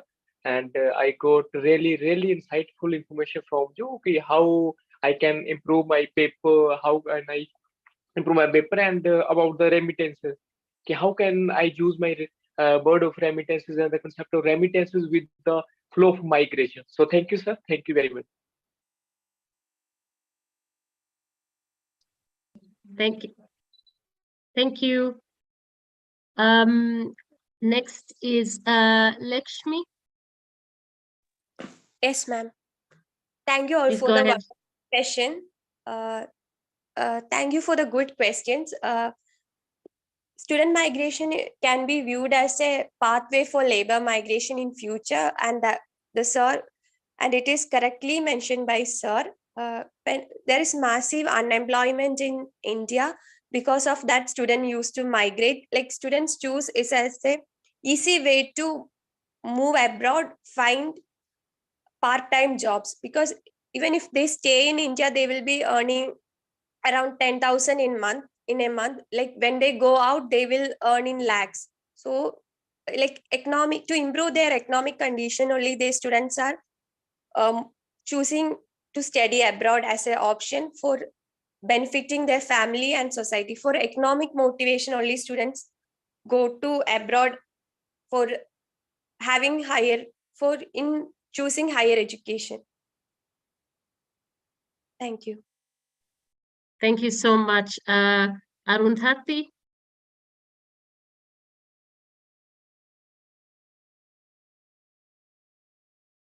Okay. Uma. Miss Uma, floor is yours.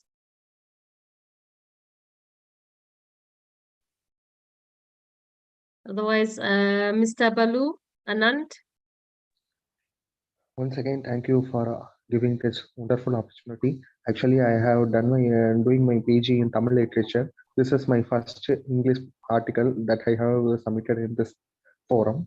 I went to Manapad because the fisherman has many crises, has not mentioned about them. That's why I choose Manapad fishermen's, and I noted various factors that they are migrating from their own land. That's why I chose Manapad fishermen. Thank you. Thank you so much, and thank you for to everyone. I think we've managed to invite everyone to the floor, unless there's somebody I'm missing. I see Rohit. Rohit. All right. Thank you so much for being a part of this session. To the paper presenters, the 6 presenters that we had today, with apologies from the 2 who couldn't join us.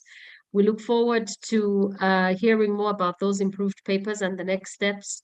Thank you to the very Dr. Raj for sharing the reflections for this particular session. And thank you to Professor Binod, Dr. Feroz Khan, Mr. Vijay Soni for joining us in sharing your reflections as well. It has been very insightful, and glad to have been your chair for this session. And now I will hand over, I think Smita, I cannot see Smita in the room, so I guess I hand over to Dr. Feroz. Thank you, Paddy. I just like to formally thank to the organizer for giving us this opportunity to be the part of this conference. And I also like to formally thanks to the chair, that is you, for making this session very successful and for giving your reflection and feedback. I like to thank to Dr. Raj for her keen observation and for her wonderful, a knowledgeable feedback for the paper presenters. I like to thanks to Vinod sir for his wonderful observation, feedback, and whatever you can say, because Vinod sir has just created the life into this session. And I like to thanks to Vijay sir also, and thanks to all the presenters and participants. Thank you. Thank you so much. Have a good night. Good night. Good night, Patty. Good night. Thank you. Right. Good Thanks a lot. night. Good afternoon for Good you, night, Professor Binod and Dr. Raj. Bye-bye. Bye, everyone. Bye-bye. Bye-bye, Dr. Raj. Hi, Paddy. Just sorry. Can you give me 1 second? Yes, Hi. yes, please go ahead. Yeah. As we are talking about the diaspora, I was just listening to the news. President Biden announced the World Bank president. He's from the Indian diaspora, Mr. whatever, I forgot his name. Wow. The new president is from Can you repeat That's that, Raj? There was some I noise said here. the new president of the World Bank is from the Indian diaspora, Mr. AJ, I forget his last name. AJ Banga. AJ Banga. Yes. Mr. Ajay Banga. Yeah. Yes, Banga. AJ Banga. Yeah, Ajay. exactly. I He sent looks you like guys Chief a Minister note. man. Pardon? He looks. No, never mind. Go ahead. No, go ahead, Okay. Vishnu. Please go ahead. No, I'm done. No, Vishnu was saying something, so I was No, saying you that's can all go right. ahead No, and I was just chiding. It's all right. Thank you. Yeah. Thank you so much. Wow, interesting times. Good presentations. Very, very good presentations. Thank you. Thank you for being here. Thank you so much. Thank you, everyone. Good night. Bye-bye.